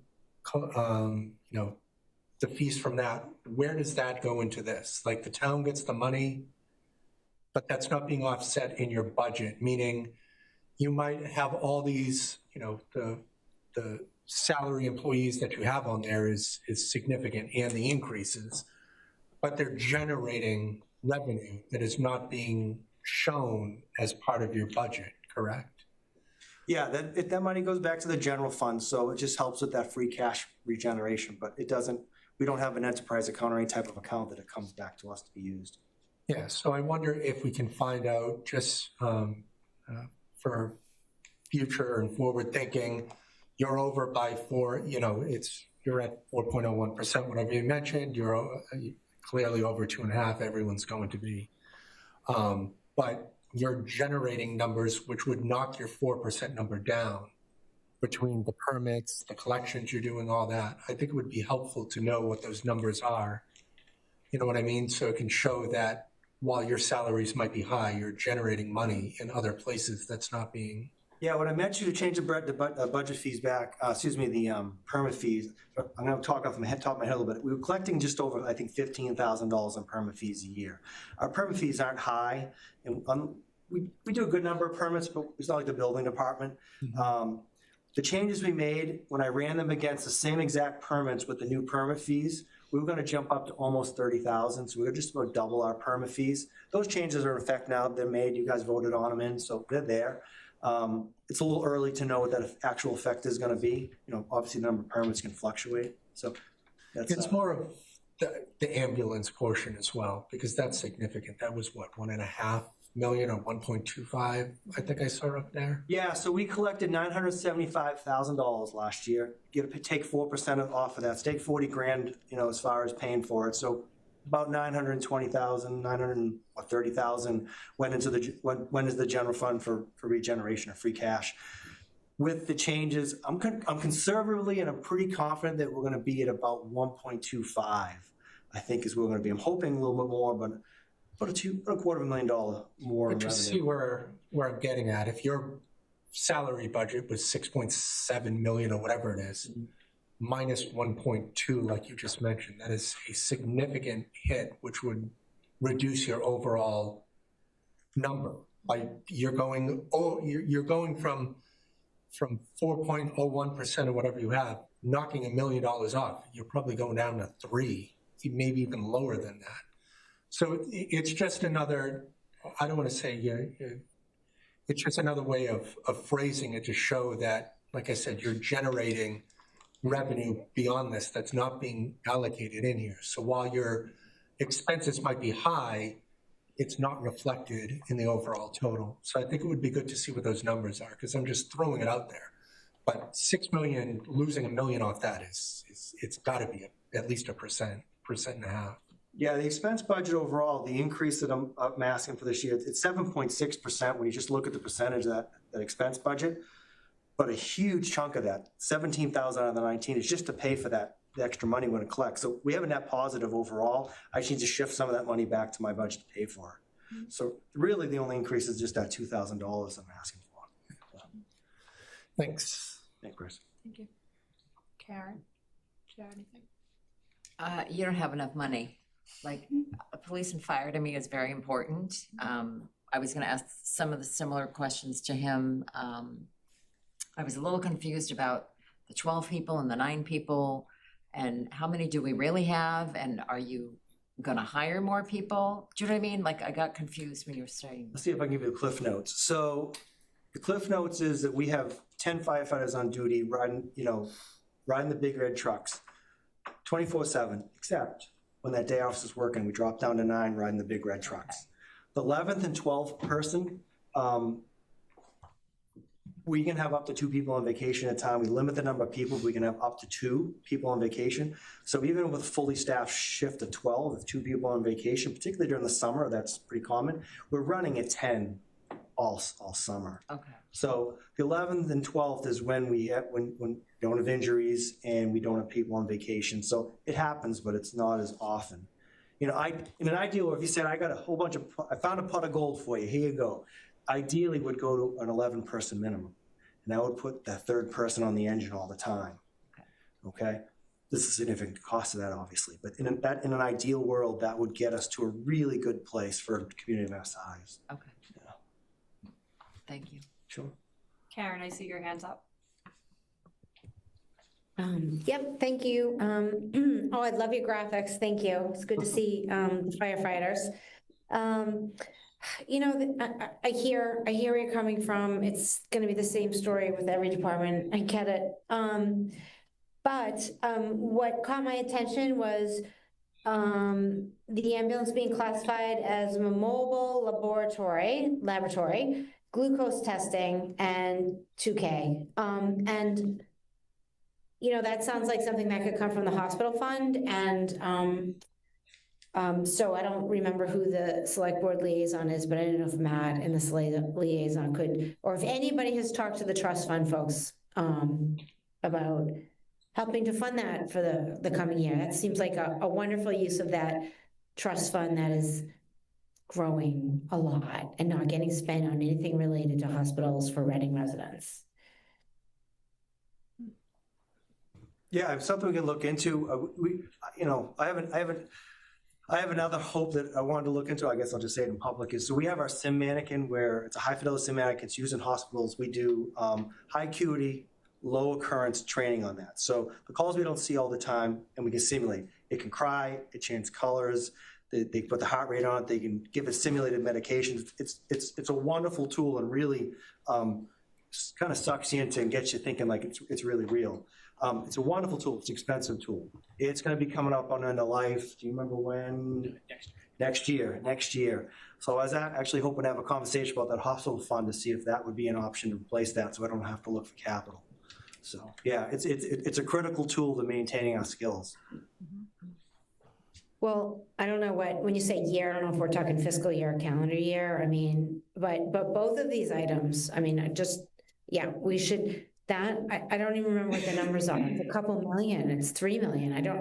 It's insane that is sitting there, and for these small things. And somehow we managed to shake some funds loose during COVID. And I'm really asking that we work with those folks who I'm sure want to ensure that the funds get used for what they were designated for. Are going to be open to requests. Yeah, thank you for bringing that up. I'll be sure to, Matt and I will work on that. For sure. Thank you. Yeah, I absolutely agree with Karen. I think that fund is actually way up there. I think it's even more than a couple million. There's a lot of. Yeah, so I would love to try to get some money out of there. But thank you for tonight and your presentation. I appreciate it. Just a couple questions. When you say you're non-EMS repairing things, $58,000, is that like maintenance on trucks, building maintenance? Do you have to pull it from that? Oh, great question. No, the building maintenance that's taken care of by facilities. Okay. And truck maintenance, for the most part, is taken care of by the DPW garage, by Chris's crew. Okay. So for the most part, we do have to do like radio maintenance and some small items, but they tear most of that. That's probably the only reason why I can survive with the 58. Yeah, okay, is I'm that's not- what, that's I'm why not I paying for asked, that, because I yeah. can't imagine those trucks are inexpensive to fix. I was just talking to my friend who's chief of North Andover. I think he has $110,000 repair budget, and it's not enough for his trucks. Yeah, So that's exactly You kind of can, what you I can was imagine thinking. the relation to that, so. Yeah. Okay, and then for overtime, question, do you think your overtime numbers would go down if you had more firefighters? Like, is some of your overtime because you need to have so many guys on trucks and at the firehouse? Or Yeah. is it for other reasons? So the majority of our overtime, and I don't know the percentage off my head, but you know, I'd guess as high as 96% of our overtime has all to do with just staffing the trucks. Yeah. So generally, again, probably 96% of the time, if we're doing details, so if we're doing a detail work, that's maybe if like what we call hot work permits. So someone's doing some cutting and welding. That's paid by the person we're getting hired. So our details are almost always getting reimbursed the town. So that's not coming out of the overtime, out of the overtime, town's overtime account. So this is just staffing of the big red trucks. So doesn't it make sense to hire a couple more firefighters if you can? I know you're saying it's not that easy right now, but would it be less expensive for everyone if we just had more firefighters? It's a tough balance, right? It's a tough balance. So And I don't know. if we kept these, I'm just gonna talk out loud spitball. If we keep it at a 10-person minimum, we go to 13-person groups. So now there's 3 people above the minimum. I imagine that would have some sort of an effect on overtime, and it would have a good effect. Average firefighter costs $100,000, so now we're talking $400,000 in salaries. I don't know that it saves $400,000. Okay. You know what I mean? So it's close. Okay. I certainly kind of take a good look at that, and we could have a future discussion on that. Yeah, Just kinda definitely. see where that falls. Yeah, I definitely think it'd be worth it, because if we could save money and it makes sense just to hire a couple more men or women, then it might, solve a problem and maybe save us a little money. Mhm. Okay. Yeah. The other things that you mentioned that you're asking for money in, or to me, seem like they're just line items that were typically underfunded. Mhm. It seems like year over year, you're just coming back to ask. So in my opinion, it's just that you're just asking for maybe proper funding on those items. And when it comes to the ambulance billing, I mean, for me, it's just you're bringing in all the money and you just need to pay the fees. I mean, I can't even, I don't see how anyone can question you on the fees that you have to pay with the, income that's coming in. It looks like this year the department, besides the FEMA program, it looks like you guys got about 37,000 in grants. Does that sound right? Just from your, Yes, I think is that's that right. typical? Or is that, I don't know what a year, is that? No, that's pretty typical. So those grants that I showed, I don't know if you can flip back to that grant slide. Yeah, it wasn't too far back, I don't think. Yeah. It was more towards the end. It was more towards the end than the beginning. Yeah, it was very close to the end. Yeah. So those those 4 bulleted grants right there, those they're competitive grants, they're not guaranteed, but we've been successful for, I don't even know how long, as long as I can remember. We've been very successful that they've been available and gotten those grants and be able to use those. Like the EMPG grant, I just had a meeting with them. That it's supposed to come out, the window's gonna be really short. They're super tightening down what it could be used for. Everybody's kind of throwing their hands up because I think this grant cycle is gonna go by and not gonna be able to do much with it. Because the thing with the grants is, if it's a short grant cycle, you have to put in for it, get it. Once it's awarded, you have to get all the services in place, have all the payments in place, or you don't have the money. So if I start a project in January and they're talking about it only being maybe available to the end of March, so 3 months, a piece of equipment, or if you can't get it in that 3 months, then you're on the hook for the money. So there's a gamble there. I wouldn't want to start something that it would fail. Okay. So it's gonna be tricky. Okay. Yeah, it's unfortunate. Those were my only questions. Thank you so much. Does anyone else have any questions further? Karen, do you have anything else? Yes. Karen Herrick, no, thank you. Thank you. All right, thanks, everybody. Good seeing you. And who's up? Board of-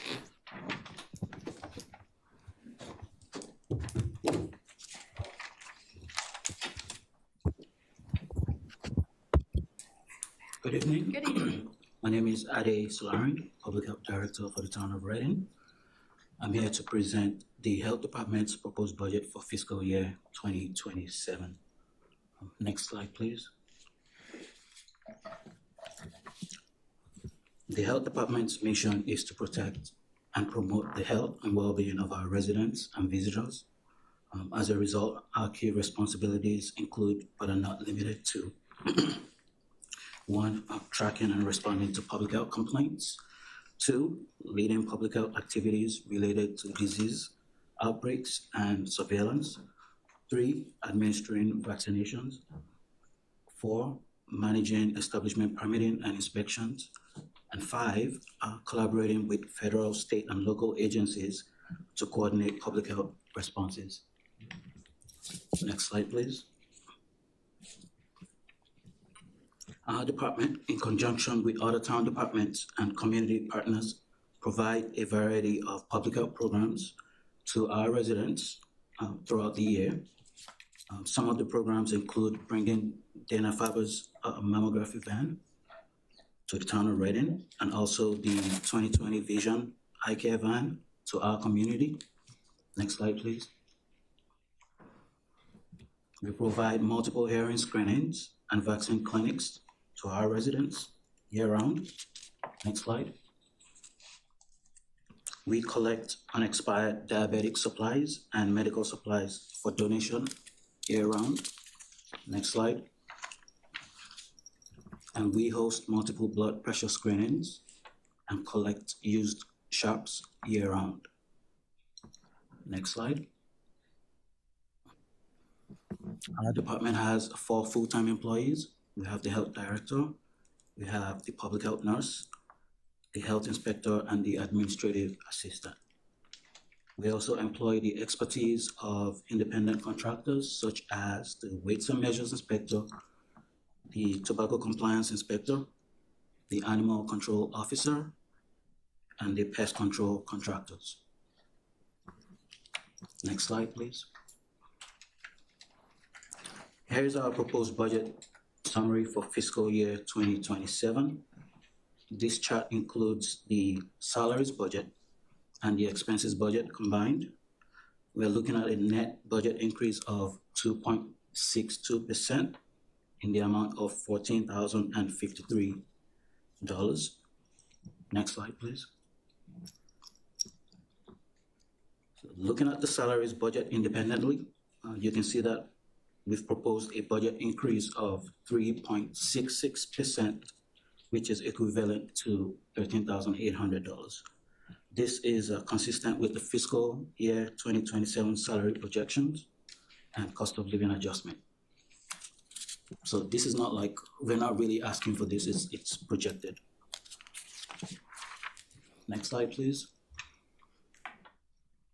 Looking at the expenses budget independently, you can see that we've proposed a budget increase of 0.16%, which is equivalent to $253, mainly due to the increase in mosquito control expenses. Next slide, please. So in summary, for fiscal year 2027, we're proposing the following: a $253 increase in the mosquito control line item in the expenses budget, and a $13,800 increase to the salaries budget to reflect projected salaries and cost of living adjustments. And as a result, we have a total combined net budget increase of 2.62% in the amount of $14,053. Next slide, please. Concludes my presentation. If you have questions. Anyone have any questions? Go ahead, Charlie. Can you, who's controlling the screen? I'm sorry, is it Maddie? It's Jackie. Jackie, can you go back to the staffing, few slides back, all the positions? I think it's 52. Oh, yeah. So these are all full-time These are all full-time positions a day? No, we only have 4 full-time positions: the health director, the admin staff, the nurse, and the health inspector. Okay. And the other ones, waste measures, tobacco, animal, and pest, Those are just contracts? Correct, they're independent contractors. Okay.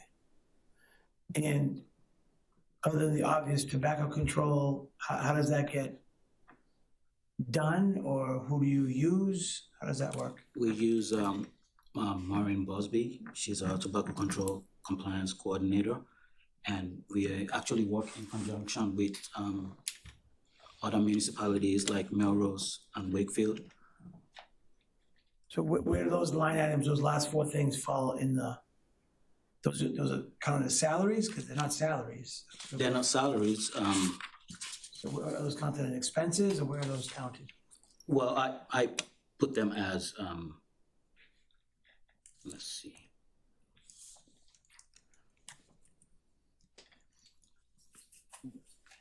I mean, they're not listed here as salaries, but they're considered. So what I'm asking is how are they expensed, I guess? So the rodent mitigation is under expenses. The weights and measures under expenses. And the tobacco control is funded by, we have a grant that funds it, so we don't pay for it, we actually don't pay for it. Okay. And let's see, what's the other one? Animal control is under expenses. Okay. All right, thank you. Chris? Thanks, Melissa, and thanks, Aday. So yours is the Amazon Prime version of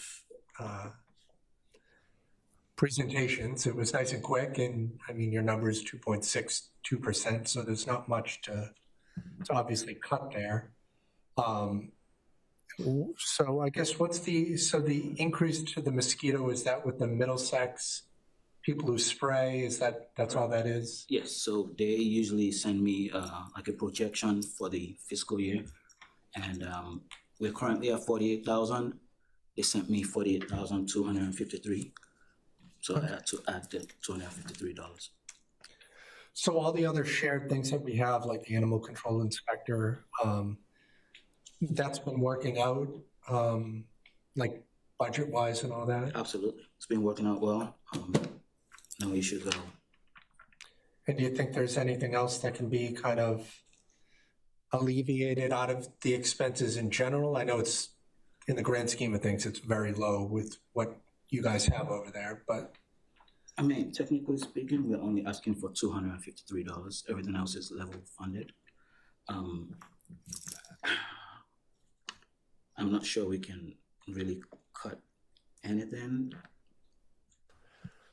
So in your expenses is weight and measures, tobacco, animal control. Well, one of them had the grant, like you mentioned, and pest control, but like, what are some examples of other expenses that might be significant in there? Is there anything significant, or it's primarily these couple here and that's pretty much it? Are you talking about looking at like? Yeah, like, do you have a $10,000 expense to do something? Like, is there a big numbered item that? Supplies. Yeah, something. Because I understand your number is low, but obviously, if the health department helps out, then it helps another department out, kind of. So I'm just trying to, I mean, I understand you're at a good number. I'm not criticizing that. Believe me, like 2.6. So like percentage-wise, what are you trying to get to? I guess I'm just looking for expenses. Like, what is other than weights and measures, tobacco, animal, and pest control, what is your biggest expense beyond these contractors and the mosquito? All right, so we have the health professional services, so that's at $16,500. So I was planning on using this money for the MBTA studies if we had to do it. Mm-hmm. So we always factor that in every year. 2 years ago, we had to board up some homes. It cost us about $14,000. We had to use this line item. We have the regional animal control line item for $25,000. We have the shops medical disposal for $4,000. I don't think we can cut that. We have weights and measures. I don't believe we can cut that either. Mosquito control is at 48,253. I don't believe we can cut that either. We have professional development for staff, it's at 5,000. We may be able to cut about 1,000 from that, if possible. Health supplies at $500. I don't believe we can cut that. We have health inspector supplies at $2,000. I don't believe we can cut that either. Health clinic supplies, $500. I don't believe we can cut that either. We have the mileage reimbursement at $2,000. Again, we all use our vehicles for inspections. I don't believe we can cut that either. And then we have the rodent mitigation, which is at 50,000. I don't recommend cutting that, but if the town really needs money. So I guess, so I was more concerned with the bigger numbers because when I hear 50,000, that's easier than, $2,000 for this or that. So the 50,000, is that shared with the school, like the rodent mitigation? No, the schools fall under DESI guidelines.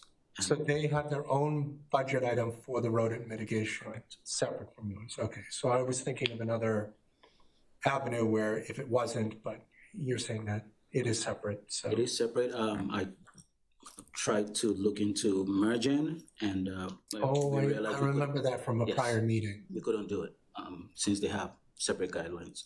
So Okay. All right, well, it's good to, like I said, 2.62 is something to be proud of, obviously. So, and I know your department does a lot of good in town, and Liv was mentioned by Matt previously, does an excellent job, and, she really cares, and, that's pretty much it, but thank you. thank you. Karen? No, but Karen, Okay. Erica. Karen, you can go. Great, thank you. Adi, thank you for the presentation. All of the, I'll call them clinics, if you will, the flu clinic, the mammogram, the eyes and ears, it's great to see those. I'm not sure I saw all of them in our social media, so I just want to make sure those are getting out there. But my question related to those is, do you have numbers for how well those attended? Which one of those is the most widely attended? Okay, so I can give you a breakdown of each of them. Great. We had 19 appointments for the Dana-Farber mammography van in April. We had 17 appointments for the 2020 vision clinic. We had 3 hearing screenings, February, August, and September, with 44 appointments. So far, we've conducted 29 blood pressure screenings with 121 appointments. We've had, we've taken back 1,200 pounds of medical and diabetic supplies, and about 1,700 pounds of shots. Let's see. And with the vaccine clinics, we've had, we've given out, administered 168 vaccines so far. Okay. Great. You know what? It's funny. I was like driving to Wilmington to get rid of like medical supplies. So, that's great that we're offering that service. So again, I just want to make sure that people know that we can take their excess medical supplies and put them, and that you'll put them to good use. That's wonderful. Are all of these, who's paying for all of these clinics? Are we paying for that? Are they grant funded? Are they part of the state? And what we're serving as is a coordination? Or your department is serving as a coordination? There are more of collaborations between, town departments and community partners. So for the mammography van, we don't pay anything. They show up. Same thing with the vision van, we don't pay anything. Beltone, we don't pay anything for the hearing screenings. Blood pressure, Leave does those. vaccine clinics are done by leave as well. And the medical and diabetic supplies, they just drop them off. We have to transport them to where they are being donated. So we actually have to spend, some money on mileage reimbursement to do that. Okay, thank you. That's, so that's really good to know. So a lot of what your department is doing is, taking advantage of programs that are out there and making sure residents have access to them. And part of the reason I was asking is because, the landscape has changed where, you go to CVS, they don't really ask you for an insurance card anymore, and you get those things. So I was just wondering how these clinics fit in. And then I also had a question about whether your department had a vehicle or you're using your own vehicles for your department-related activities. We don't have a vehicle. We use our So you use your vehicles, individual gotcha, so vehicles. that makes sense, the mileage and stuff. Correct. And then the same thing with the hospital trust. I mean, you do, you're talking about clinic supplies that you need. Those are hospital-related things. I would love to see the trust funds of this hospital fund, every few $1,000s could help. But if we're not asking the hospital fund trust commissioners to pay for some of these things, they're certainly not gonna do it. And so I don't know if you've had an opportunity in the past year to meet with them at all. No, I haven't.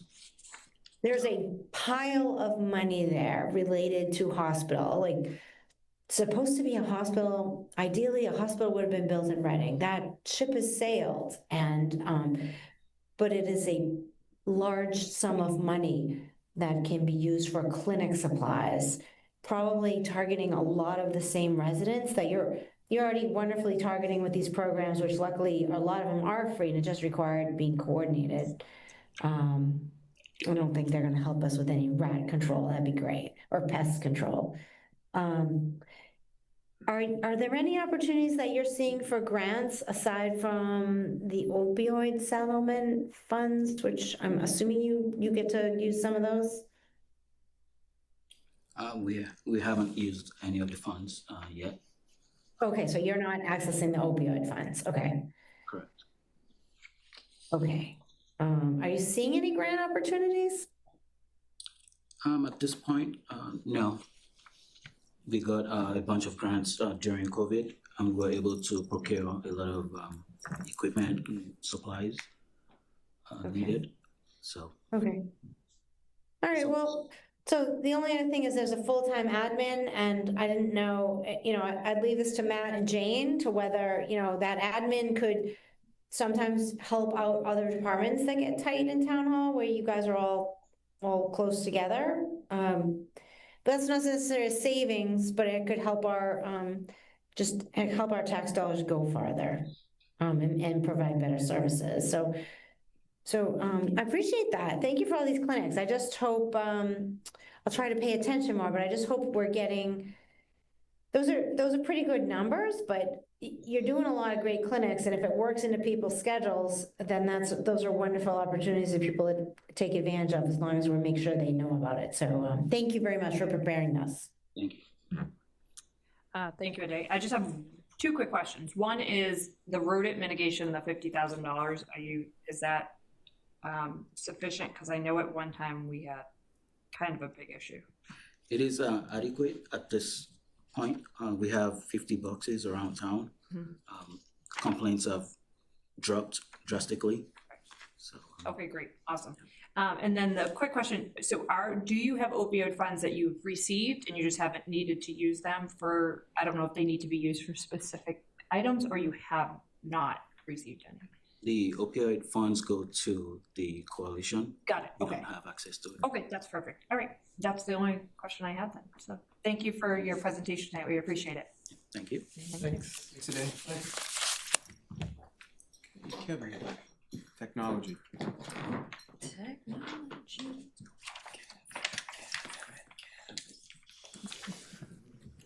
Hi, everyone. Thanks for having me here tonight. My name is Kevin Farilla. I'm the CTO for the town's technology department.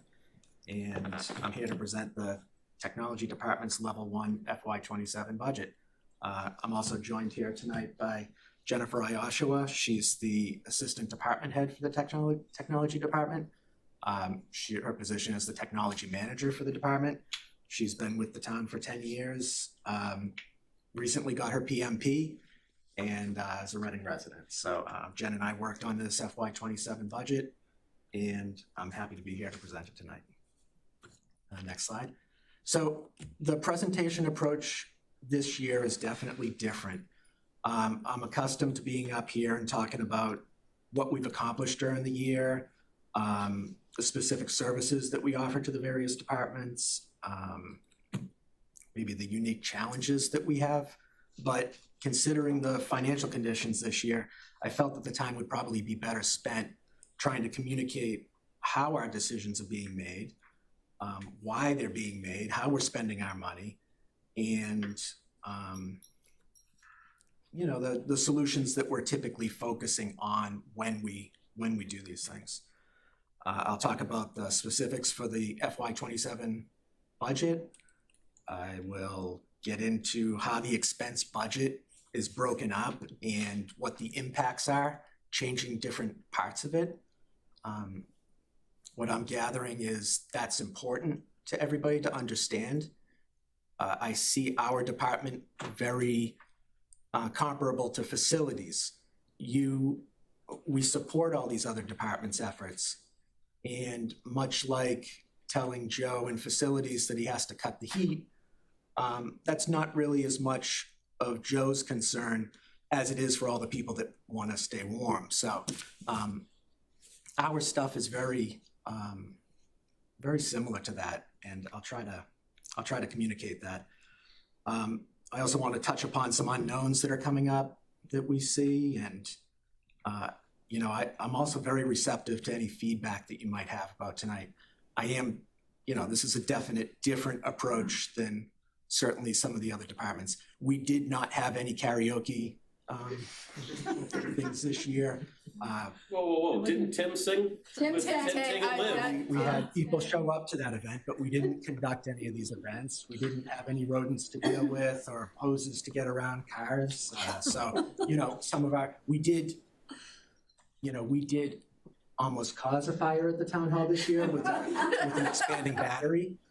But showing those photos would just highlight, Their response. John Keogh and Rick Nelson's team's response. So that's not in here.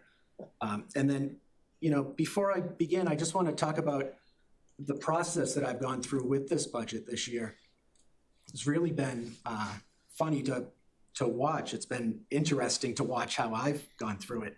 I started off really defensive about our budget. And then I came to learn that I'm not defensive about our budget. I'm defensive about the conversation that takes place, or the decisions that are made, and making sure that they're given the appropriate attention and discussion that I feel that they deserve. So if I come across as defensive about the numbers, it's certainly not what I'm trying to get across here. And much like the police chief said earlier, our role in the technology department is to do what is being asked of us. And we have no other agenda than that.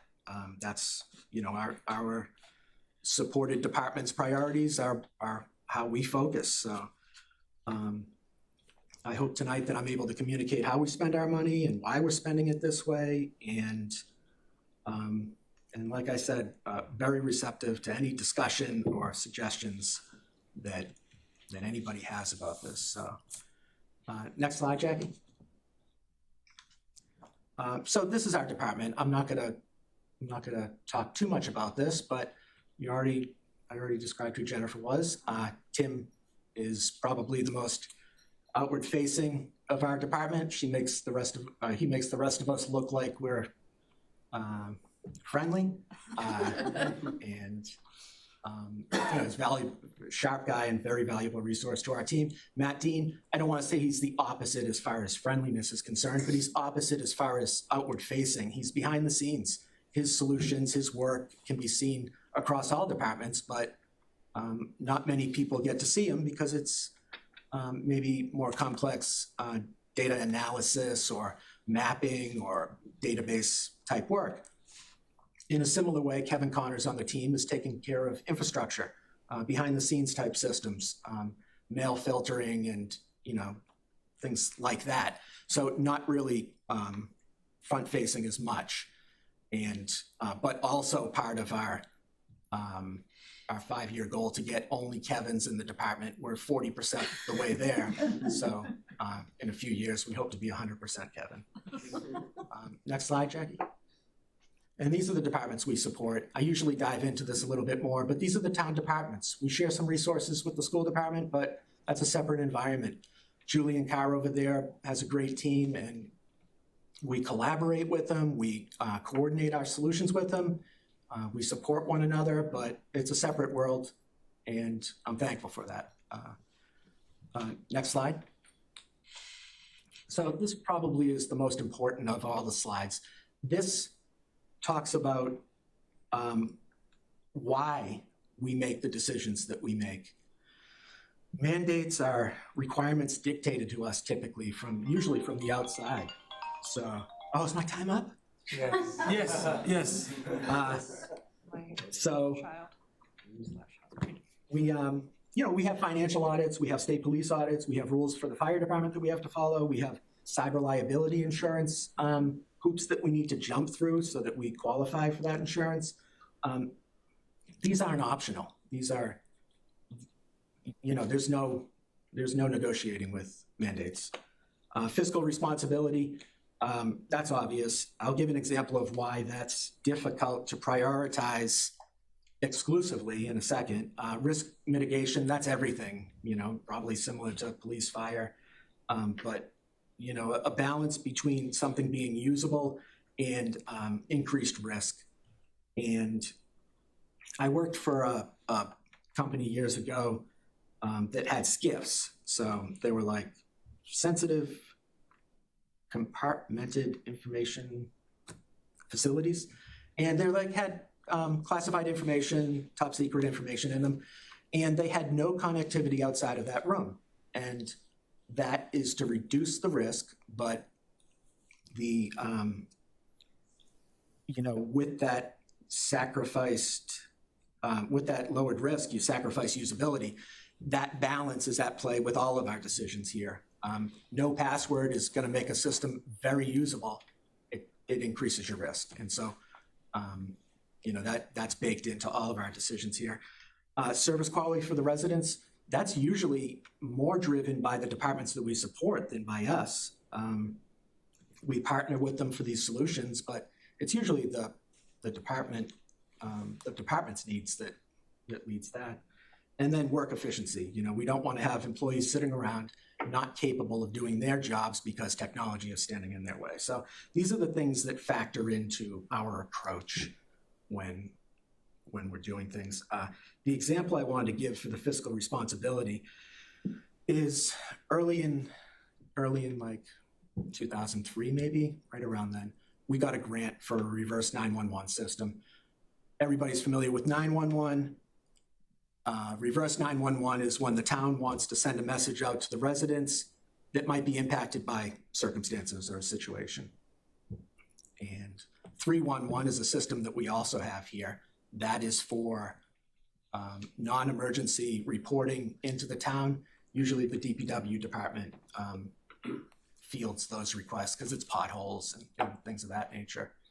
411 is something nobody really, Christine Amendola is too young to know 411, but some of the rest of us remember what 411 is. But in any case, our reverse 911 system was funded by a grant entirely. We paid for 5 phone lines. The town could make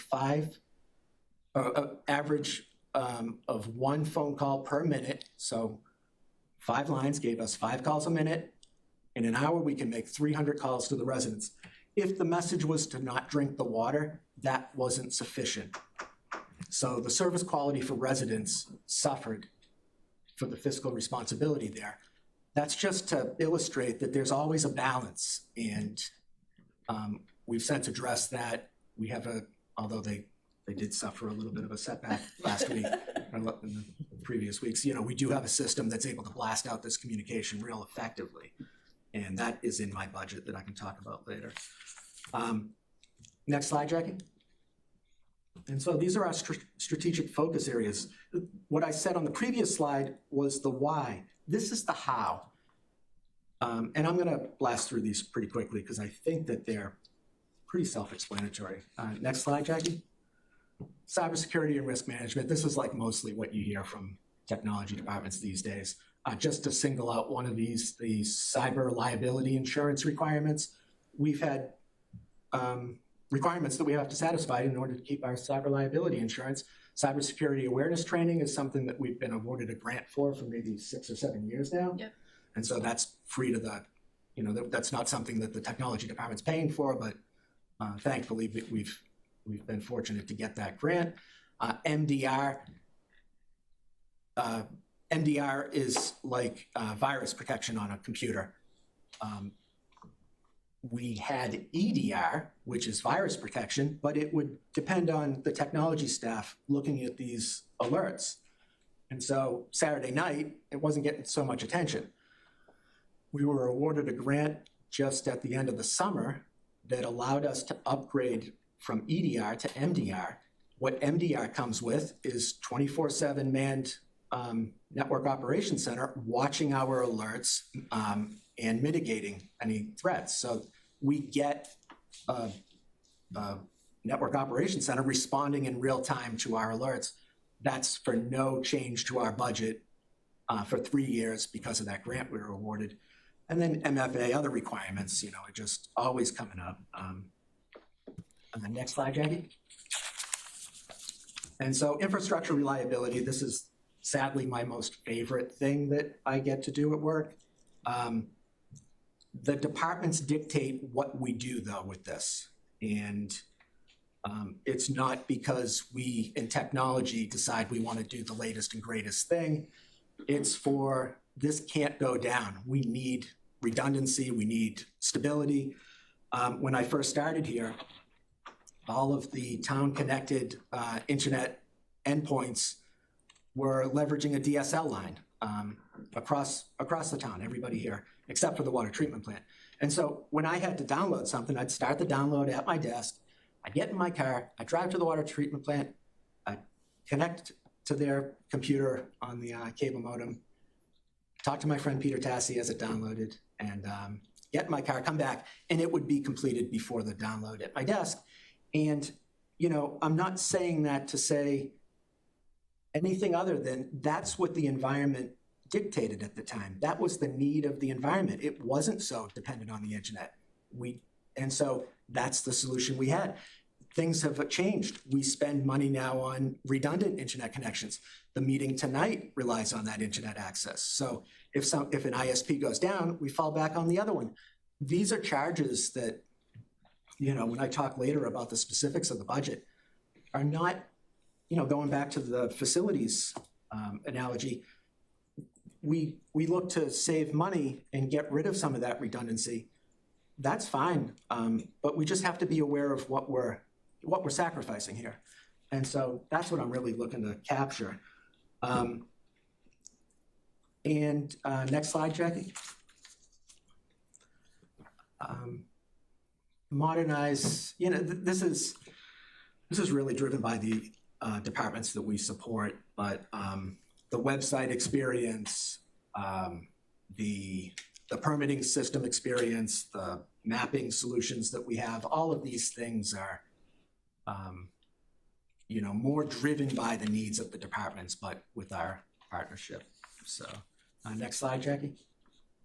And then efficiency and operational cost savings. You know, if the new CAD system, the hope is that we will gain efficiencies when we implement it.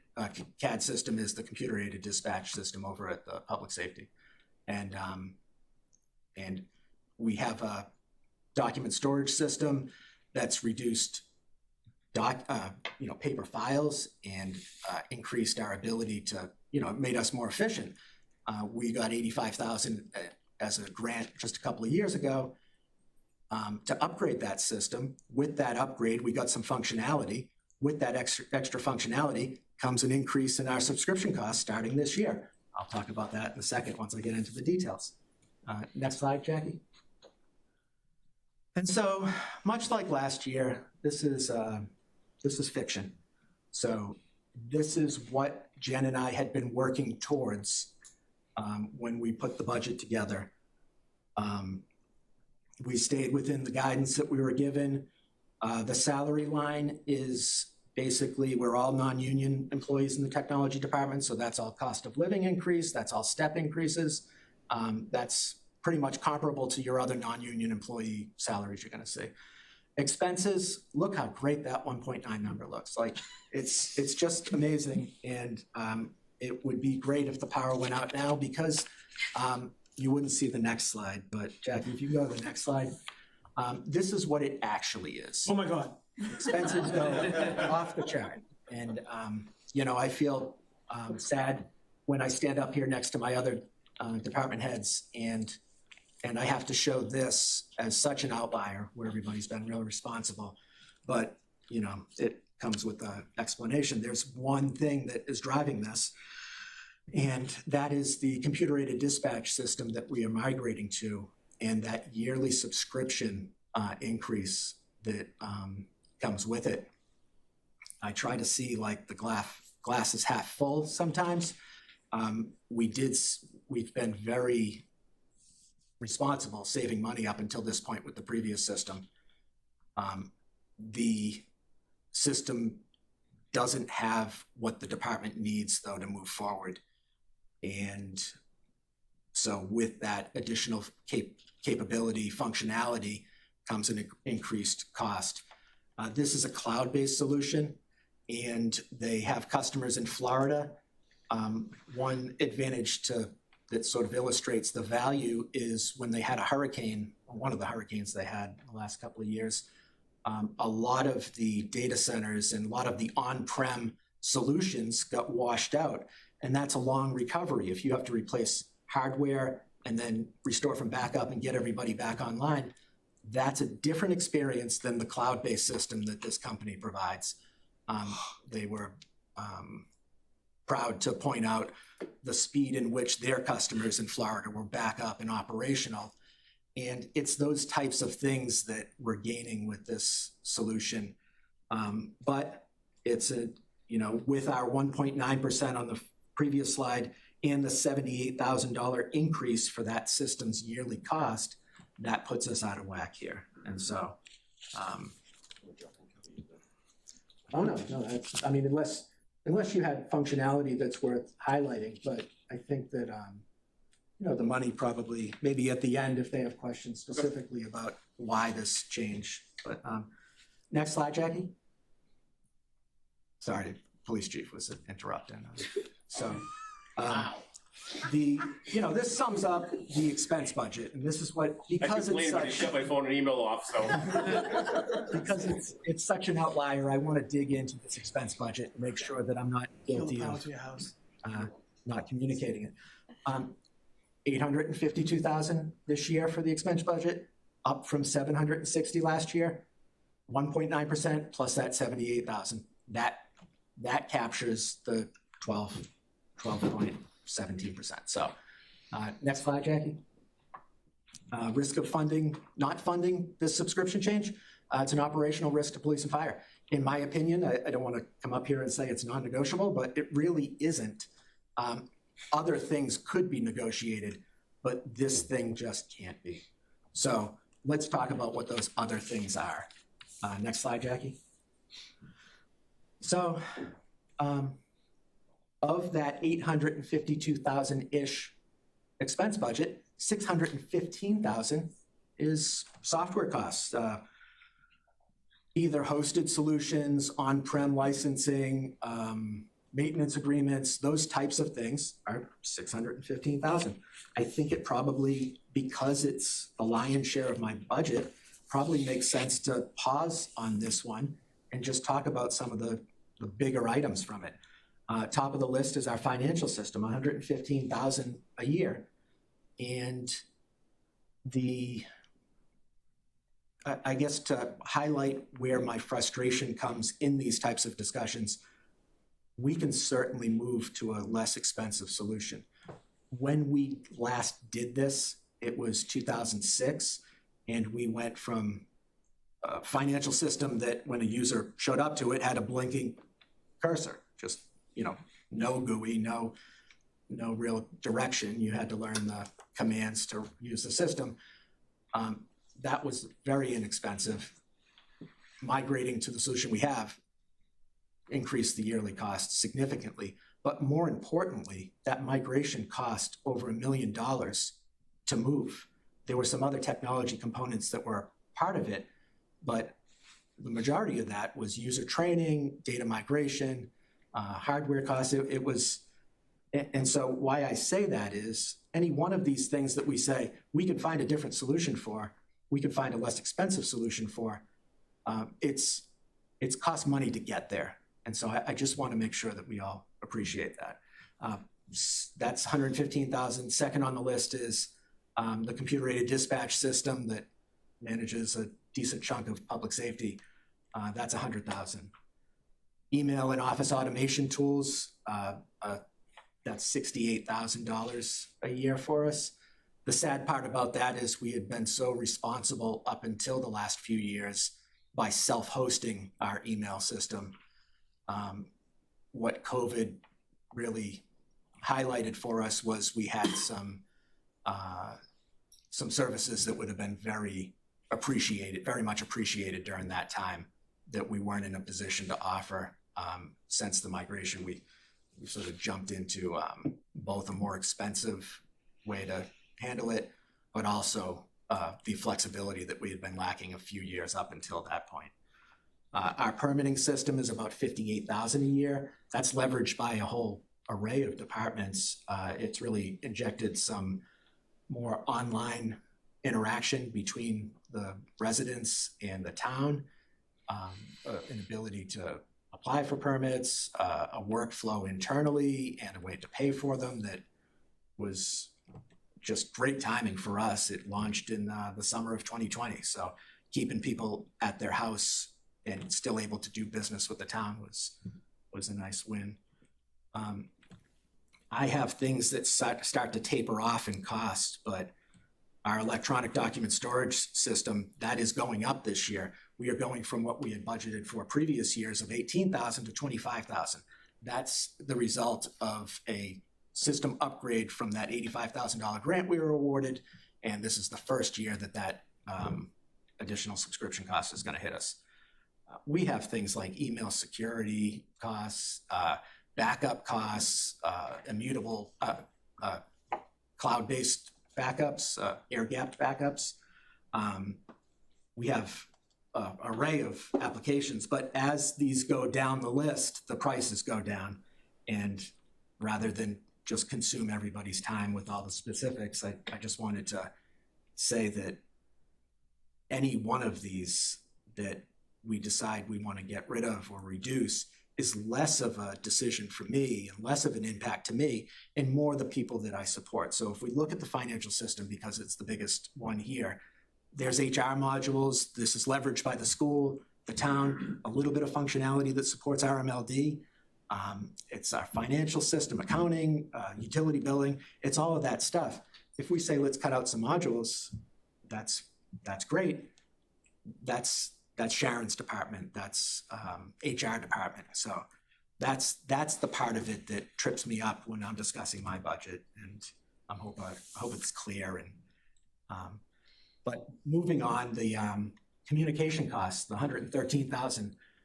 That's internet connections or internet costs. That's wired phone lines. That's wireless cellular lines.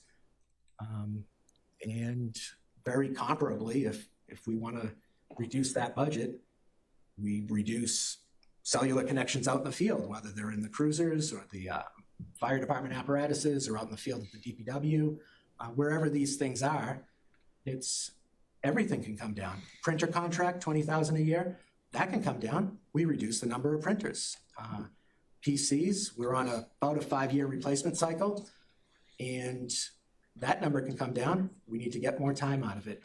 About 15, 17 years ago, we had a similar challenge with the budget with a different select board, and one of the members asked about refurbished PCs and why couldn't we do that?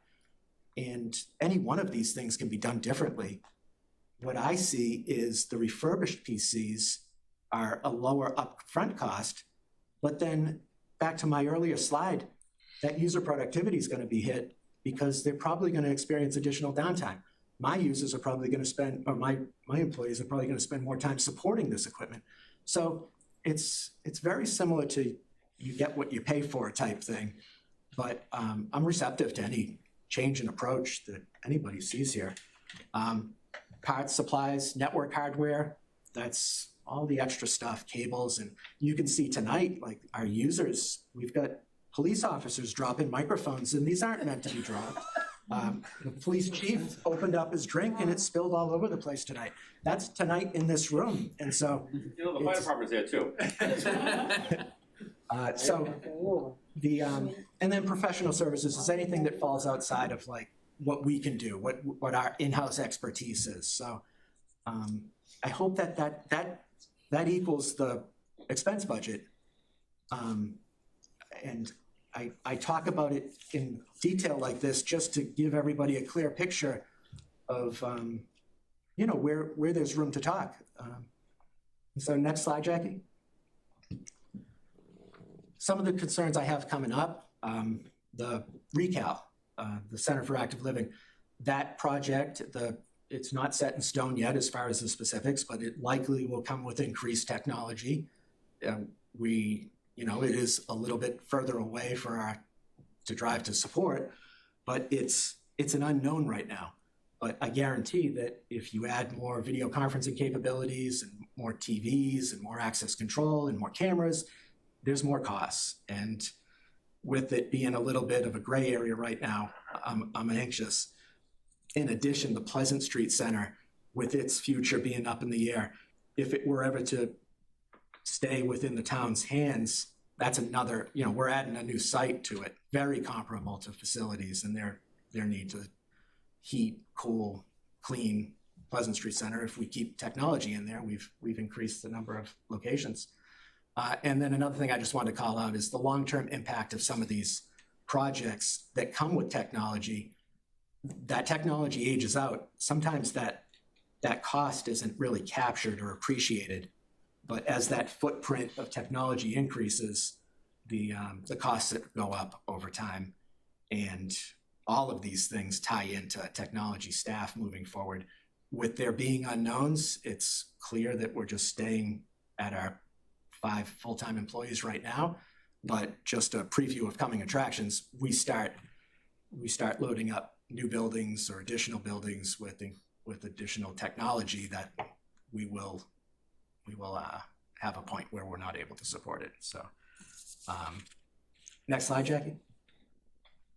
And so that's it. And as far as questions, I'm really receptive to any criticism, any change in approach. I just want, a lot of it is, it's not as much me as it is the departments that I'm supporting that should be involved in the conversation. Open up to the board. Anyone have any questions? Karen raised her hand. Karen? Great, thank you. Thank you for that presentation. So you keep referring to the financial system. Is that still Munis? Yeah, it is. Okay, and Sharon's on the line too. I'm gonna put her on the spot. So we've been invested in Munis for how many years? Many years, right? Over a decade? Oh, yeah, about 2006 to 2008 is when we were implementing and it was in production. And has it migrated to a cloud-based system, or are we still maintaining servers, that kind of model? Yeah, it's an on-prem solution. It's one of those things that I'm looking at moving forward as a software as a service. They do offer it. We've always kept it on-prem. We've upgraded the hardware. We've upgraded the versions over the years. It's not from 2006. It is their, 2021. yeah, 20, and we're migrating to their newest version by January. Oh, yeah. And so it constantly keeps up with the times. It's not frozen in time from early 2000s. But it is self-hosted. So, and so that's why I was gonna ask you as well as Sharon, is Munis showing its age, or is it still, you think, the leader in what we should be doing? And I'm actually surprised that they haven't moved to cloud-based, and that doesn't necessarily mean it's gonna save us any money, but I'm just, this system, we've been invested so long, I'm just looking for an opportunity to get a little caught up in where we are with respect to that system specifically. Okay, yeah, they do offer us a cloud solution. The cloud solution is more expensive. You know, basically, we are handing over the care of the servers to them, and so that comes at a cost. And it is the same version that we're leveraging with our on-prem version. So it's not that we'll get increased functionality by moving to their cloud solution. It will be more expensive. I'll be happier because I don't take care of that server anymore. I just get on the phone when something's not working, but it's Well, not. to your point, as we bring on Recal, for example, and potentially be responsible for sections of the Pleasant Streets, then maybe that is a conversation, like that would be the time that, rather than having to grow your department, you know, maybe that's, I appreciate that insight. Yep. Yeah, no, I'm a big fan of leveraging a cloud platform when it makes sense to the town, for sure. Right. Oh, here's a question I have. Oh, is that Sharon? Go ahead. Yeah, I just wanted to mention that currently it's the best product for municipalities for financial software. We don't have any options out there that are rivaling it. To say that it's, I'd say that it has its ups and downs with their customer service and all of that, but I do feel like the product does more than all the other software products, which is why we've stayed with it. There hasn't been anything that has come out that's better. Gotcha. Thank you. And thank you for running through all of the, expenses, the dispatch, what's that costing us? Our emails are hosted online, and the permitting system, which, yeah, gets a lot of use by a lot of departments, what that costs yearly, that's all helpful for us. As well as the electronic document storage increase. Here's a question.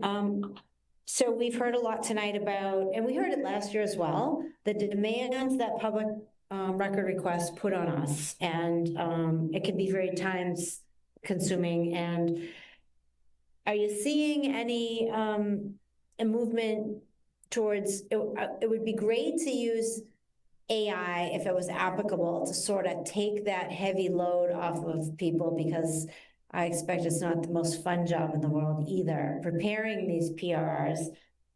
So I just thought I'd throw that out there, see what anyone's seeing out there. Yeah, no, I'm glad you asked that question. I was tempted to stand up earlier when the conversation was unfolding, because some of it does seep into my world.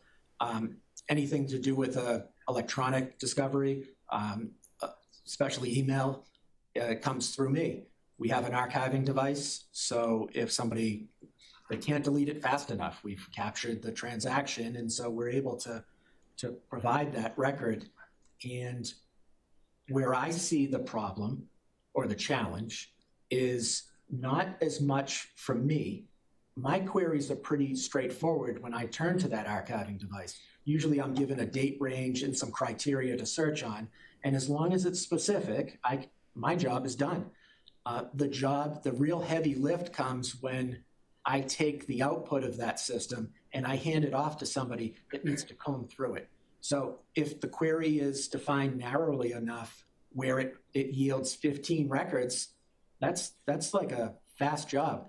If it yields 3,000 records, which isn't an exaggeration, that's an actual, result we can get. Somebody has to go through those 3,000 records and make sure that it doesn't have personal information, sensitive information, information we're not allowed to release. Typically that is Lara.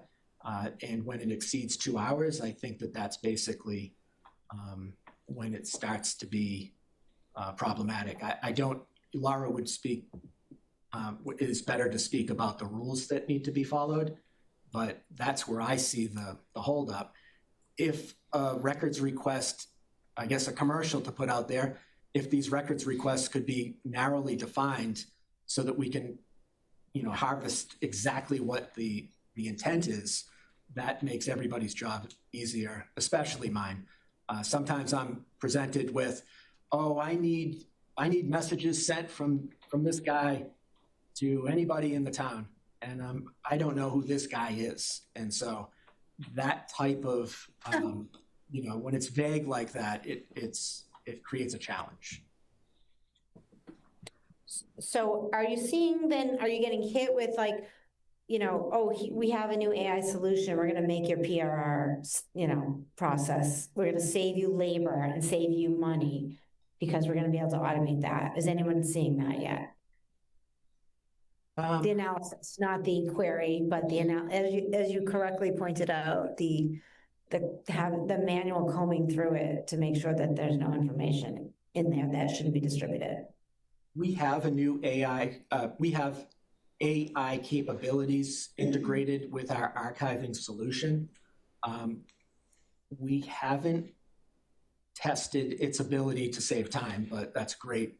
That would be a great efficiency to gain, especially for Lara. We are in between archiving solutions. Last year, we moved part of it over. This year, we're using the budget for what the previous system was to import the historical data. So we're not totally on board with the system that we could leverage AI yet, but by FY27 we will be. Okay, thank you, I appreciate it. Yep. Anyone else? Karen? I just want to say this is my first budget cycle, and I don't have a lot to say, but I really appreciate the presentation and for dumbing it down a little bit for me. And thank you for all your hard work, for everyone that's presenting tonight. Yeah, well, actually, AI helped with that. Totally. Don't say hyper-converged infrastructure. It had a whole list of things not to say, and I didn't Appreciate do it. a perfect job at that. So. Anyone else? Chris? Thanks, Melissa, and thanks, Kevin. Second Kevin, first Kevin, whichever. 20% Kevin. Other than you having your own sitcom on NBC or something in the future, maybe a podcast with Karen and Carlo. There's nothing we can do with a hospital budget for you or anything? The trust fund, nothing? You got nothing up there? Like, how does I'm semi-joking, but like the 70, or how much is it, the increase for the big number? Is it 70,000? So what is that used for again? That's the public safety computer-aided dispatch solution. So we had asked for and received $450-ish thousand for the effort. And this speaks to my concern about moving to a new solution. That's to get us from the previous solution onto the new solution, all the data migration, all of the training, all of the, the purchase of the software, the first year maintenance agreement and software license. Just to get there was that much money. Now that we're going to be there next year, it's a $78,000 increase. And that's going to be year over year with a little increase? Yeah, this is clearly not just a capital thing. This is an expense budget item. Yeah, so you don't have the luxury because you're supporting all other, departments. If you were to carve out certain percentages, your budget would completely tank. Yeah, I've thought a lot about it. Like I said, the anxiety I had early on made me feel like I was being defensive about it. It's not the case. I use the cell phone example because it's the most clear cut. You tell me that we need to get that number down lower. I'm not holding on to $60,000 worth of cellular, subscriptions. I need to go to DPW, police, fire, wherever these, we have some devices out in the field for the DPW department that leverage the cellular network for devices to communicate back to their health or to interact with them. So water, sewer, anything that sends out an alert might be talking cellular. So those types of things, to ask me to scale them back, I'm just going to quickly turn to the departments I support, and that's where the anxiety comes from for me. Is it's not as much of my decision. It's very much similar to facilities. He says, yeah, I'll cut the energy costs by shutting off the heat. That's going to be everybody else that feels that impact. So that's what I'm trying to communicate here tonight. Yeah, I think that it's only going to get worse the more cloud, that we have to rely on. You're locked into, their subscription model. When Microsoft goes up 10%, there is literally nothing you can do. It just goes up. Adobe's gone up some crazy amount too, and so it was good to have on-premises stuff like you had mentioned before. Obviously, we had something older, and now this is, with you being in the cloud with Microsoft, I mean, it's night and day. It's so much easier to administer and all that, but you're locked into their pricing, and you will never get rid of it, and it's only going in one direction. Yeah. So, but to go back to your point of replacing computers every 5 years, that's the same thing that I do for all my clients. It's all 3 to 5 years. I would never get refurbished stuff like you mentioned ever, especially nowadays. I mean, for my daughter, I got a refurbished MacBook, and if she's watching, then that's what she's getting for Christmas, but I know she ain't watching this. But something for her, obviously that makes sense. But in the grand scheme of things with the prices of computers and, they're not excelling as much as they did back in the day because now everyone has SSDs compared to before. That's obviously night and day of a difference. But I think that you're doing things the correct way, only because I do them the same way as well, so they have to be correct. But no, it's you have a lot that falls on your plate, including the phone calls and everything that had to happen yesterday, as well as the first time that I have ever been impersonated, which you think someone would impersonate me as the owner of a company instead of all my clients that they do that stuff to all the time. The first time that I ever got impersonated was for my select board thing, where they sent out that email claiming to be from me or whatever to every board and committee in town. And then, IT had to scramble and send out alerts that it wasn't me who sent it and did all that. So you reacted, the way that you're supposed to on those kind of things. So it was just good to see. I guess if the first time, if it's got nothing really to do with me, fantastic. But, you guys handled it well and, good job on that. And so that, we do have a line item in the budget for email filtering. We do have AI involved with that interrogation of messages that are inbound. There is something called impersonation detection, but they find ways around it. We have seen inbound messages being filled out by the actual form that we use for direct deposit changes being filled out with handwriting from an employee with an actual bank, account information to change the direct deposit going to the right person. And so the challenges are increasing. The solutions are trying to keep up, but it feels like we're always having to plug up some holes in the system. We do have a nice email filtering service right now, though, so we have the luxury of not being burned by a lot of these threats currently. Thank you. Thanks. Oh, anything? No, thanks. The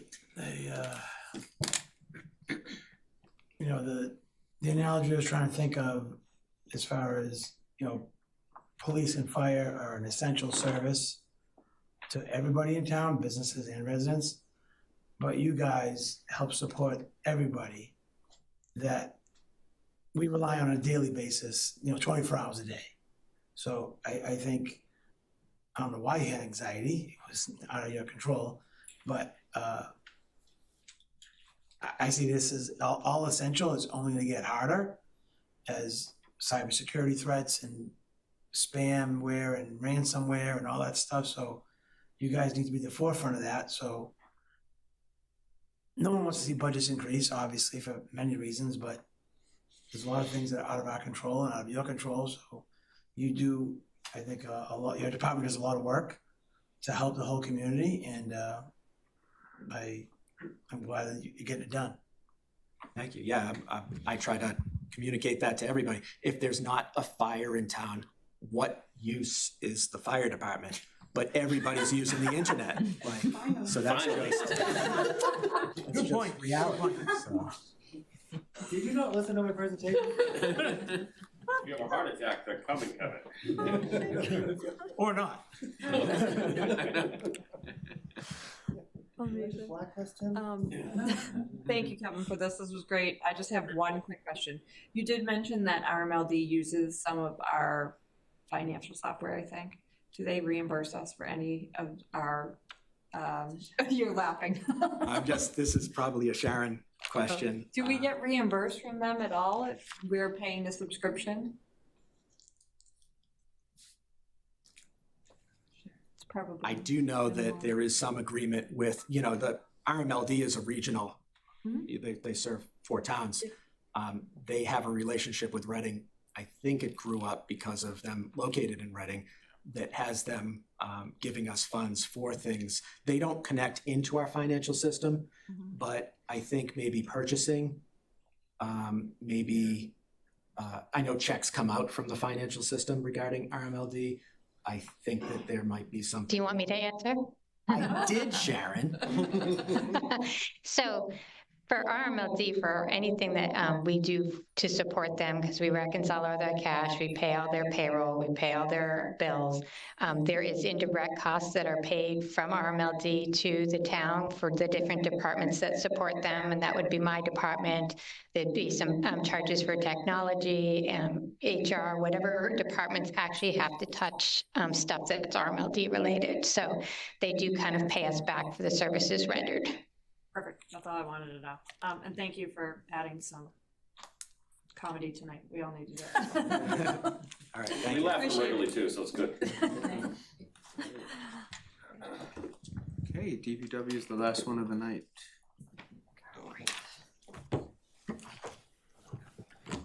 Well, thank you and good evening. I just want to thank you for allowing me to present the Level 1 FY27 budget for the Department of Public Works this evening.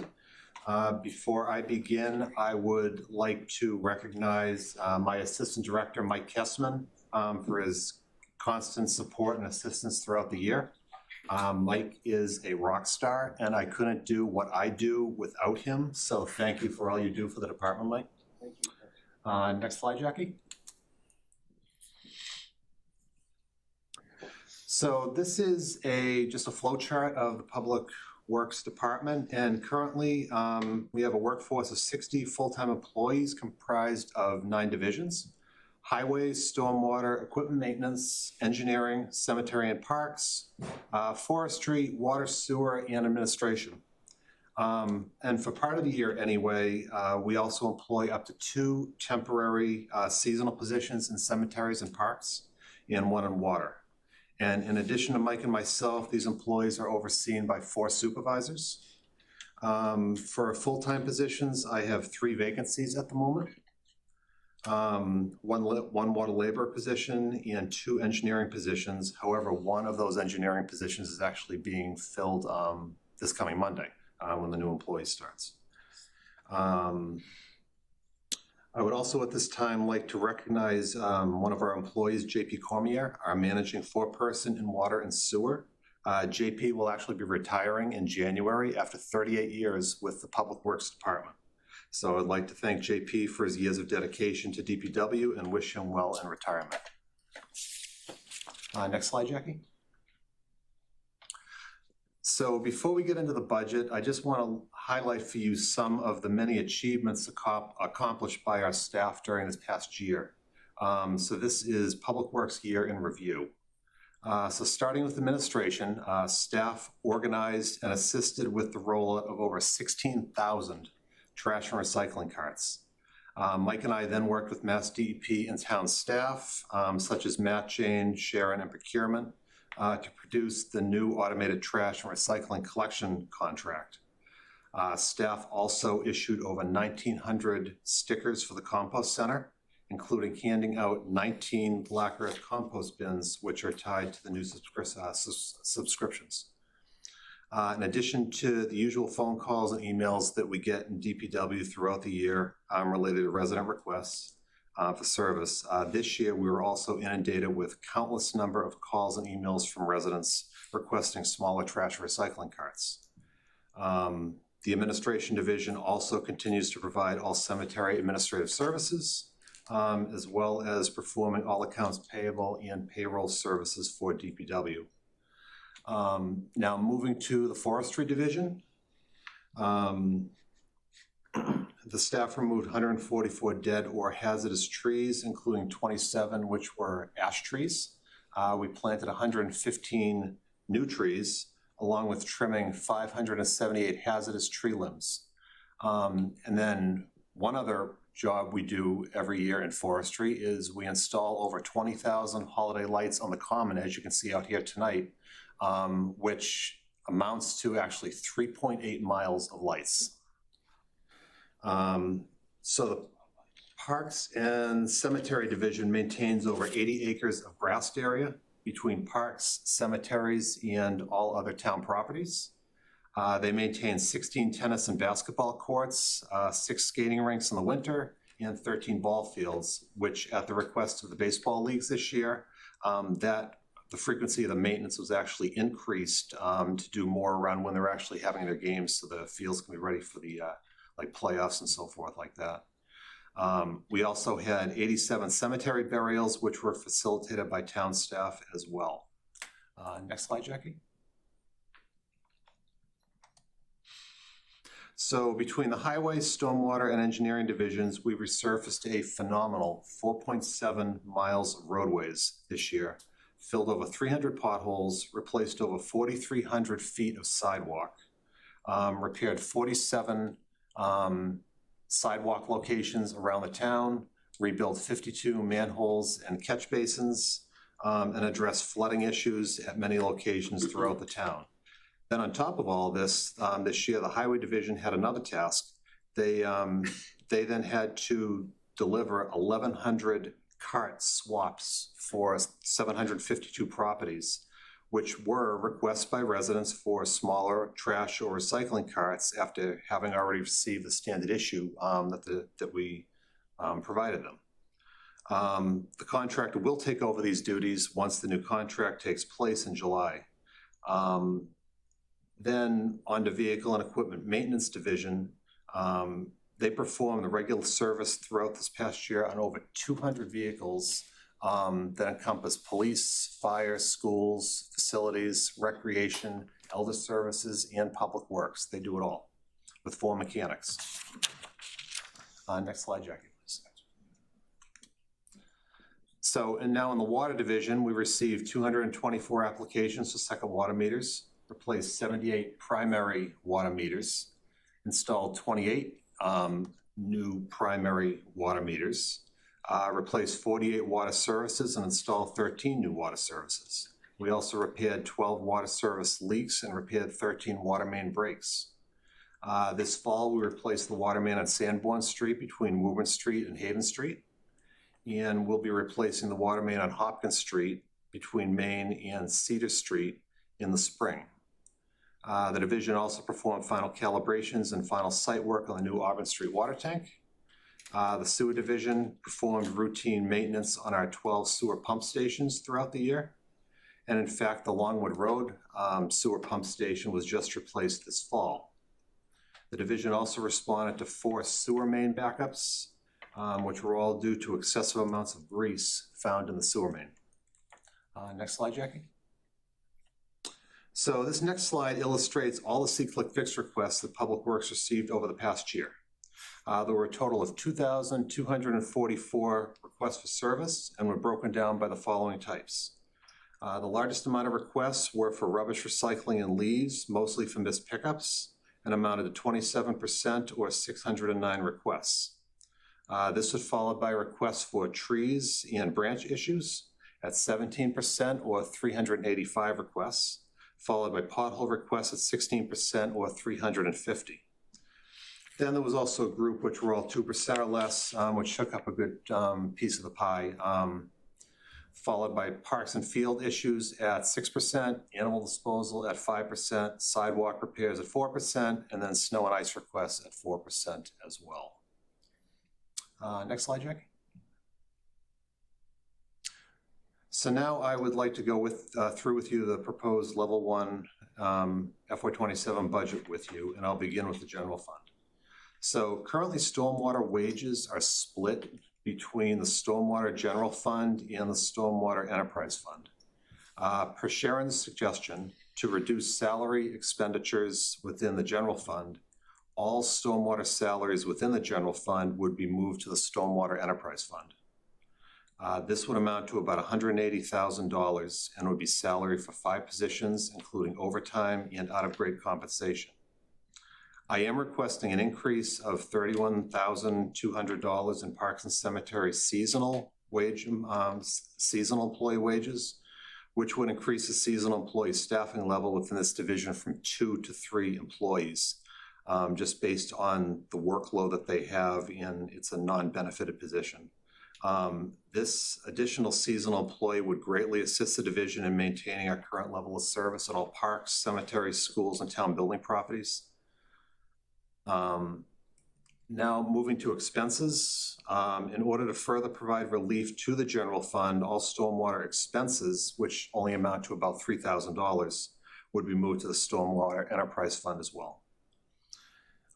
In the highway and equipment maintenance divisions, I am requesting an increase in police details by $7,000, an increase in equipment maintenance by $17,000, a $2,000 increase for new street signs to help replace some of the older signs that have faded significantly, a $10,000 increase for sidewalk repairs, and a $5,000 increase for pothole repairs.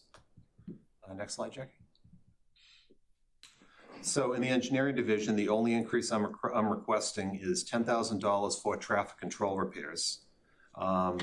In the Parks and Cemetery division, these first 2 items are just some housekeeping measures for me.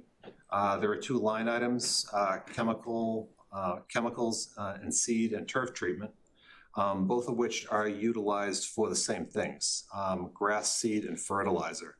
So to minimize the number of accounts we draw from, I simply moved all current funds under turf treatment into chemicals and seed, while also adding an additional $1,000 into chemicals and seed. Furthermore, I requested that Parks and Cemetery supplies and equipment be increased by $3,000, with trees and shrubs to be increased by $2,400. Moving on to the Forestry Division, I requested the police details be increased by $3,000, stump and brush disposal to be increased by $6,000, which is all the grinding of the stumps and tree branches that we have to do up at the compost center each year that residents bring in. And then shade trees to be increased by $3,000. I was able to level fund the administration division. Next slide, Jackie. So then, as you can see in the summary table in the general fund, my salaries are down by 0.3% and are tied to both contractual requirements and non-union compensation plan, in addition to the shift in the stormwater salaries from the general fund over to the enterprise. My expenses did increase by 6.8%, but bottom line of the total budget increase, including fuel, was only at 1.4%. Next slide, Jackie. One thing I just want to mention before we leave general fund is that at town meeting, it was suggested that $50,000 be added every year to the public works budget for invasive management of the town forest. Sharon has advised that until the town has more certainty on what will transpire with the budget, that a request like this should remain a separate ask for now and let town meeting approve it. You know, maybe some year down the road, once the budget's more stabilized, we can do that, but not at the moment. Now, that's all I have for the general fund. Do you have any questions on the general fund, or before I go to enterprise, or do you want me to just keep going? Chris? Thanks, Chris. So real quick, so your number is well under 2.5% on that. So I mean, I don't have any questions. I believe, Karen, you have your hand raised, but I can't see it currently, but I thought I saw the notification. Yep, I do. Go ahead, you can go. Oh, I thought Chris was asking. Okay, yeah, quick question. So, police details increases, for the work that you're doing. I just had a general question. Do we have different rates for police details? Do we have an internal rate? Because it's a transfer from one department to the other versus retail rates for developments, and residents, needing to, for whatever reason, get a police detail. Well, police have left the room, but from my understanding, any town projects is the overtime rate for the police officer, like the contractual rate.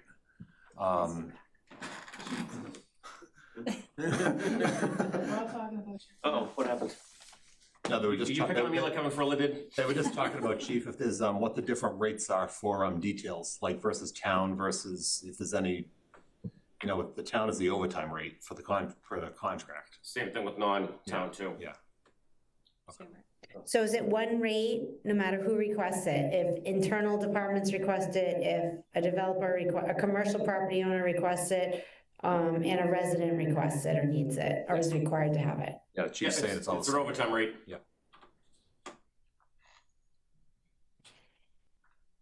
All right, well, we're seeing it, it's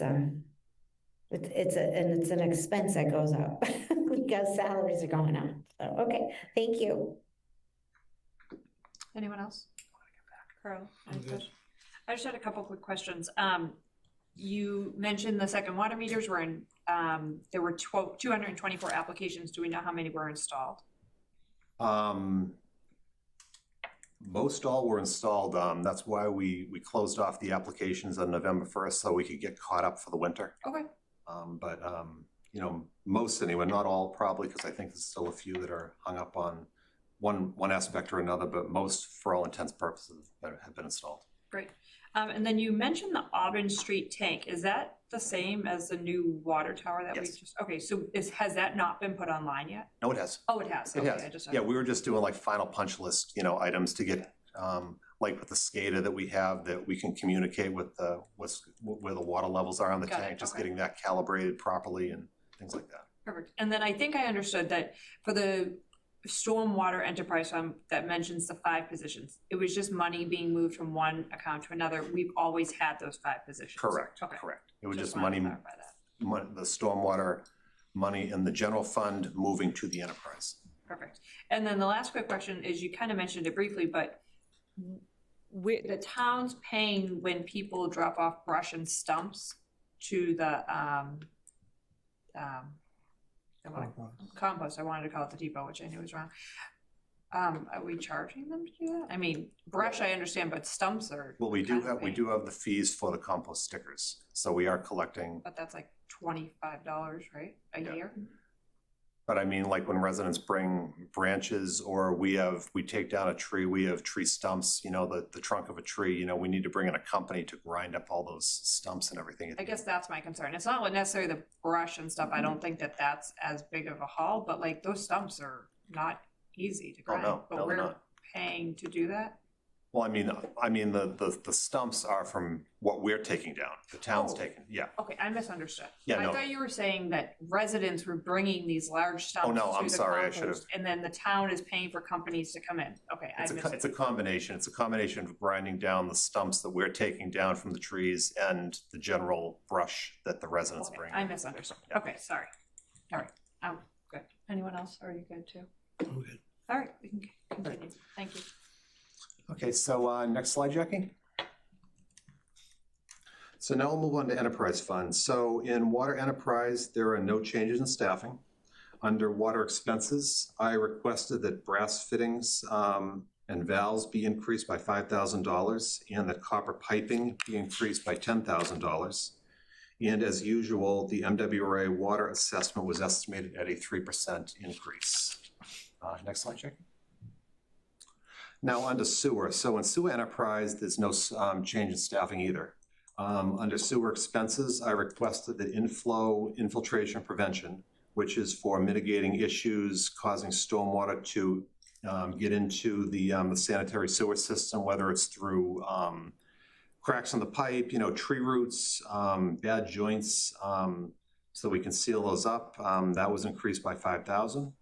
I also requested that safety equipment, sewer station supplies, and the sewer distribution system maintenance each be increased by $2,000 apiece. And like with water, the MWRA sewer assessment was estimated at a 3% increase. Next slide, Jackie. And now, again, under stormwater enterprise, there is an addition of that $180,000 in wages from stormwater general fund, which, as I said previously, was the salary for those 5 positions, including overtime and out-of-grade compensation. But aside from this, there are no other changes in staffing. Under stormwater expenses, the only addition is the $3,000 in supplies and equipment, which was moved from the stormwater general fund to the enterprise. Next slide, Jackie. So then to summarize on the enterprise funds here, so water salaries would increase by 4.6%, with water expenses increasing by 3.6%, which includes the MWRA assessment, giving a total water budget increase of 3.8%. Under sewer salaries would increase by 4%, with sewer expenses increasing by 3.3%, which again includes the MWRA assessment, giving a total sewer budget increase of 3.3%. Under stormwater, salaries saw an increase of 143%, largely due to the shift in salaries from the general fund to the enterprise fund, and expenses increased by 9.4%. Therefore, stormwater would see an overall increase of about 73%. Now, that's all I have on enterprise. Before I move on to accommodated costs, are there any questions on enterprise that you'd like to ask? I just have a quick question. The 3% for water and sewer, that was expected? That's about typical? That's the number that we use every year, just not knowing what the number is, but it's always been a conservative number, and it's always been adequate. Okay, perfect. Does anyone else have any questions before we move on? Okay. Okay, next slide, Jackie. So now just moving on to a few accommodated costs here that DPW is responsible for. We first have snow and ice control, which will be level funded again at $675,000. Reading is part of a multi-community consortium for road salt and liquid calcium chloride. So the pricing you see here at $57 per ton for rock salt and $1.45 per gallon for liquid calcium chloride is the same as last year. However, this is the last year of this contract, and it will have to be rebid for next year. So we could be seeing a fluctuation in that price for next year. And while we are on this topic, for some context, for an average storm to salt the entire town, including all roads and parking lots, uses about 300 tons of salt. And for comparison, our salt shed only holds about 800 tons. So one round of salting around the town is almost a half of the salt shed. And then also, so when we come in on overnight or a weekend to salt the entire town, it typically costs about $20,000 just to go around the town once. With an actual plowing event, and I look back at a storm we had last February when we were plowing for about 10 hours on a Saturday. The cost of the storm, from town staff wages to contractors and road salt, totaled about $117,000. So you can see, with multiple plowing events, multiple salting events over winter, just how fast the snow and ice budget can be depleted, in which we have to go to FinCom and request more funding, as we had to do last year. But snow and ice is one of the accounts that we can run into the red, and just go back to FinCom if we have to. When we do. Then we have street lighting, which was level funded at $135,000, followed by an increase in fuel by $5,000. And lastly, the trash and recycling budget would see an increase by 39%, mostly due to the new collection contract with Republic Services, which is going to start in July. Next slide, Jackie. So now these next two slides just go over what is driving the 39% increase for trash and recycling. And I'm not going to go through all the details again because we just did that with you all. But in summary, with the current contract ending and the new automated collection contract starting in July, the FY27 cost for trash and recycling collection services with Republic will be $2,289,279. This includes weekly automated trash and recycling collection with no included bulk collection as part of the contract. Residents will pay for any bulk disposal with Republic on their own. However, with the new contract brings new costs that we currently do not have to worry about, such as processing fees for recycling and fuel escalation costs. These items are both based on market conditions, so while we did budget ourselves with a small cushion, they are both still unknown annual expenses and/or expenses that we will have to monitor as the year progresses. Then we have our disposal contract with Reworld, formerly Covanta. We are currently in a 6-year contract, which will expire in June of 2031. This year's rate was $98.35 per ton. However, years 2 through 6 are based on the Consumer Price Index, not to exceed 4.5% in a given year. So we won't know what the true annual cost will be until next July, but have budgeted for a 4.5% increase just in case it comes to that. Next slide, Jackie. And then this is one of my last slides right here. So this is just a summary of the other recycling programs that we offer to residents here in Reading. So we still hold the two household hazardous waste events each year for residents. The one in the spring is held at the Reading DPW garage, which is then available to Wakefield residents. This spring's event will be on Saturday, May 2nd. The fall event is hosted at Wakefield High School and in turn is open to Reading residents. Next year's fall event will be on Saturday, October 31st. We also continue to have drop-off recycling for styrofoam and electronics at the DPW garage. Textile recycling can be arranged through Simple Recycling. Mattress recycling continues to be through Tough Stuff Recycling, where for $55 per unit, Tough Stuff will pick up your mattress or box spring in front of your house. For $33 per unit, residents can bring their mattress or box spring to a container that we have at the DPW garage. And we also, as you know, have the Black Earth composting. We are currently at 519 subscribers, which is about 19 more than we had at this time last year. Black Earth doesn't actually weigh the compost collected, but they estimate collecting about 2.2 tons per week from Reading. So at the current disposal fee of $98.35 with Reworld, that amounts to a savings and disposal costs of about $11,000. The current pricing plan is $69.99 per 6 months, or $12.99 per month. And there is the biweekly collection option, which is only $52.99 for 6 months, or $9.99 per month. Once the town hits 1,000 subscribers, which is the next threshold before Black Earth is willing to lower their price, the price drop would be, as you see up there, the $59.99 for 6 months, or $44.99 for 6 months for weekly, bi-weekly. Lastly, we also have the home composting bins, which residents can purchase and are available at the DPW office here at Town Hall. They are available for $30 each. That is, next slide, Jackie. That is all I have for my presentation. I thank you for your time and would gladly field any more questions that you may have. Great. Any questions? Go ahead, Carla. Thank you. Other than plowing overtime, what other overtime is typically? All the recycling events we have at the DPW garage, all of the setup for the beer gardens that we have, the fall street fair, the tree lighting that we just had, any of these, the road races that groups have around the town that we have to block off streets. You know, we're bringing somebody in for that to help block off the roads. And then just emergencies, you know, tree comes down, you know. Okay, so standard operating. Standard operating stuff. Okay, thanks. Karen, online. Great, thank you. Thanks, Chris, it's a lot, so I appreciate you going through that with us. And I had a question, your streetlight maintenance are all our streetlights LEDs now? I think they'd been replaced. I believe they are, yes.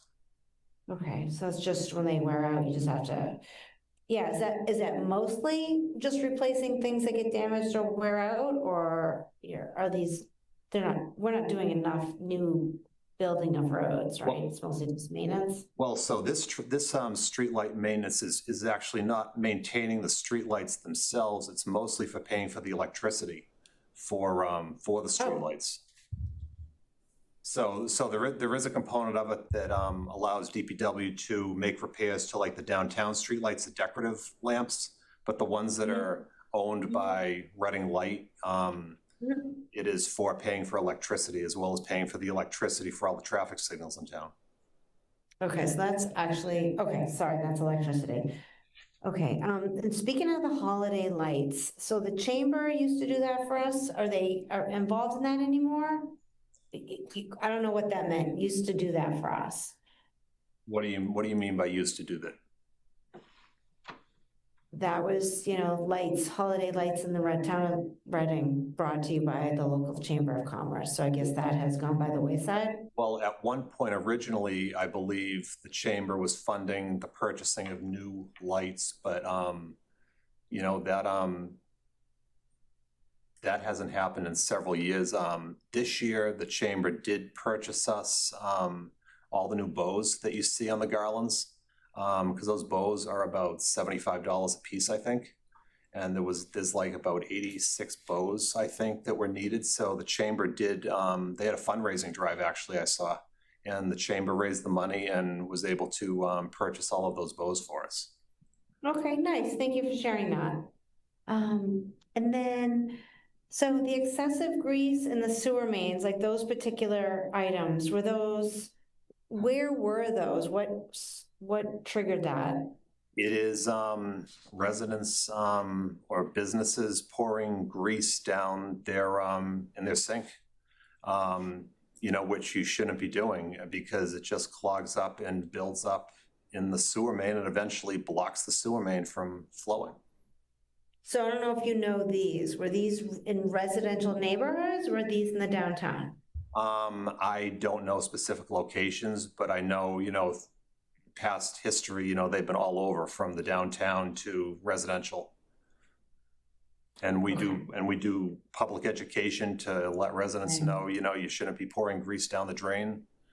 You should let it solidify and then just throw it out in your trash. But Right. And we've had more restaurants open, so that's part of my question, understanding. But it's both, is what I'm hearing. And you noted all the C-click fix calls. Are they trending up? We're seeing more use of it? yeah, definitely seeing more use of it. I mean, I think as far as like rubbish and recycling, I know was about, if I remember correctly, I think it was around 30% last year. There was a little shift this year in trees and branches versus potholes. Potholes was number 2 last year, and trees and branches was number 3, but they've kind of flip-flopped this year.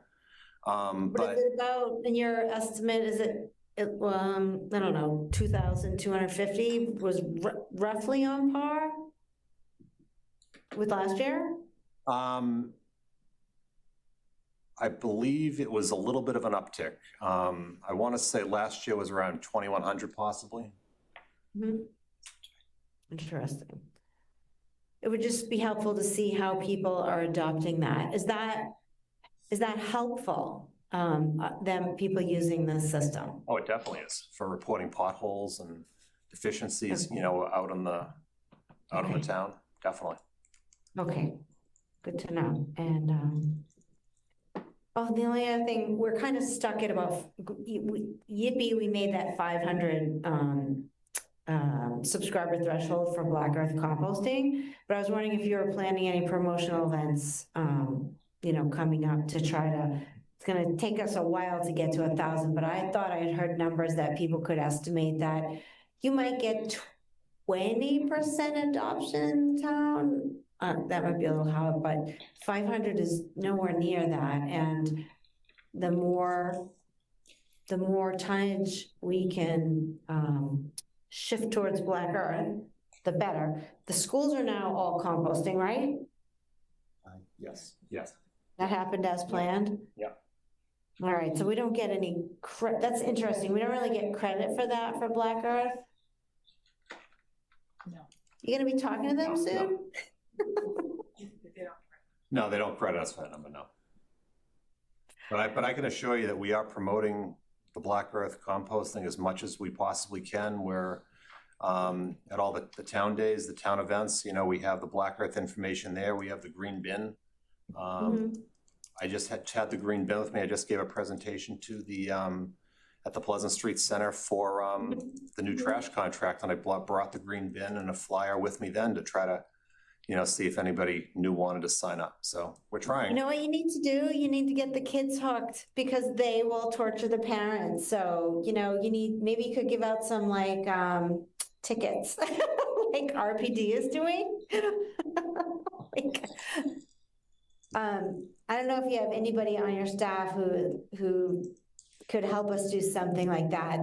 When we first rolled it out to Birch Meadow, the pilot, what I was hearing from parents is that, oh God, we're hooked. The kids come home and they're like, this is what we learned at school. Mom, we need to do this. So, you know, that might be if somebody on your staff could do something fun like that, that might be a way to help us nudge it up. It has to be fun. It has to be what's in it for me, I guess. We seem to have hit the limit of we should do it, so we're just gonna do it. And now it's, you know, we have to be more creative to get more subscribers. 20 in a year, right? That's not great, right? Anyone else?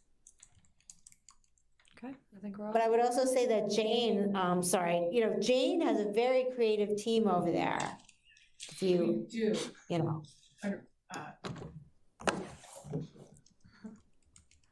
Karen, I don't know if you can hear me. Let me go to the microphone, but we are doing promotions on Black Earth composting from time to time, and we're working with Reading Compost resident group, and they're working on some spots with RCTV to do demonstrations of how to kind of demystify what composting looks like, and in short video spurts that will be on YouTube and on the local cable channel. Terrific. I had heard that group was reactivated this fall. Thank you. Okay. I think we are all set. Thank you, everyone that came tonight and gave your I have one quick question. Oh. Chief Clark. I'm sorry, the station's calling me. Do we lose Bridget? No. Okay, all right. I was talking to someone that, I don't know if she's on vacation or something. She was out for a little bit. I can't say why, not bad, but she was out for a little bit. And we tried to have officers cover when we could, but yeah. Okay. Yeah. Thank you. Awesome. Do we have a motion? You're looking at me. I don't have it in front of me. Motion to adjourn? There you go. Second. And good night, everyone. No,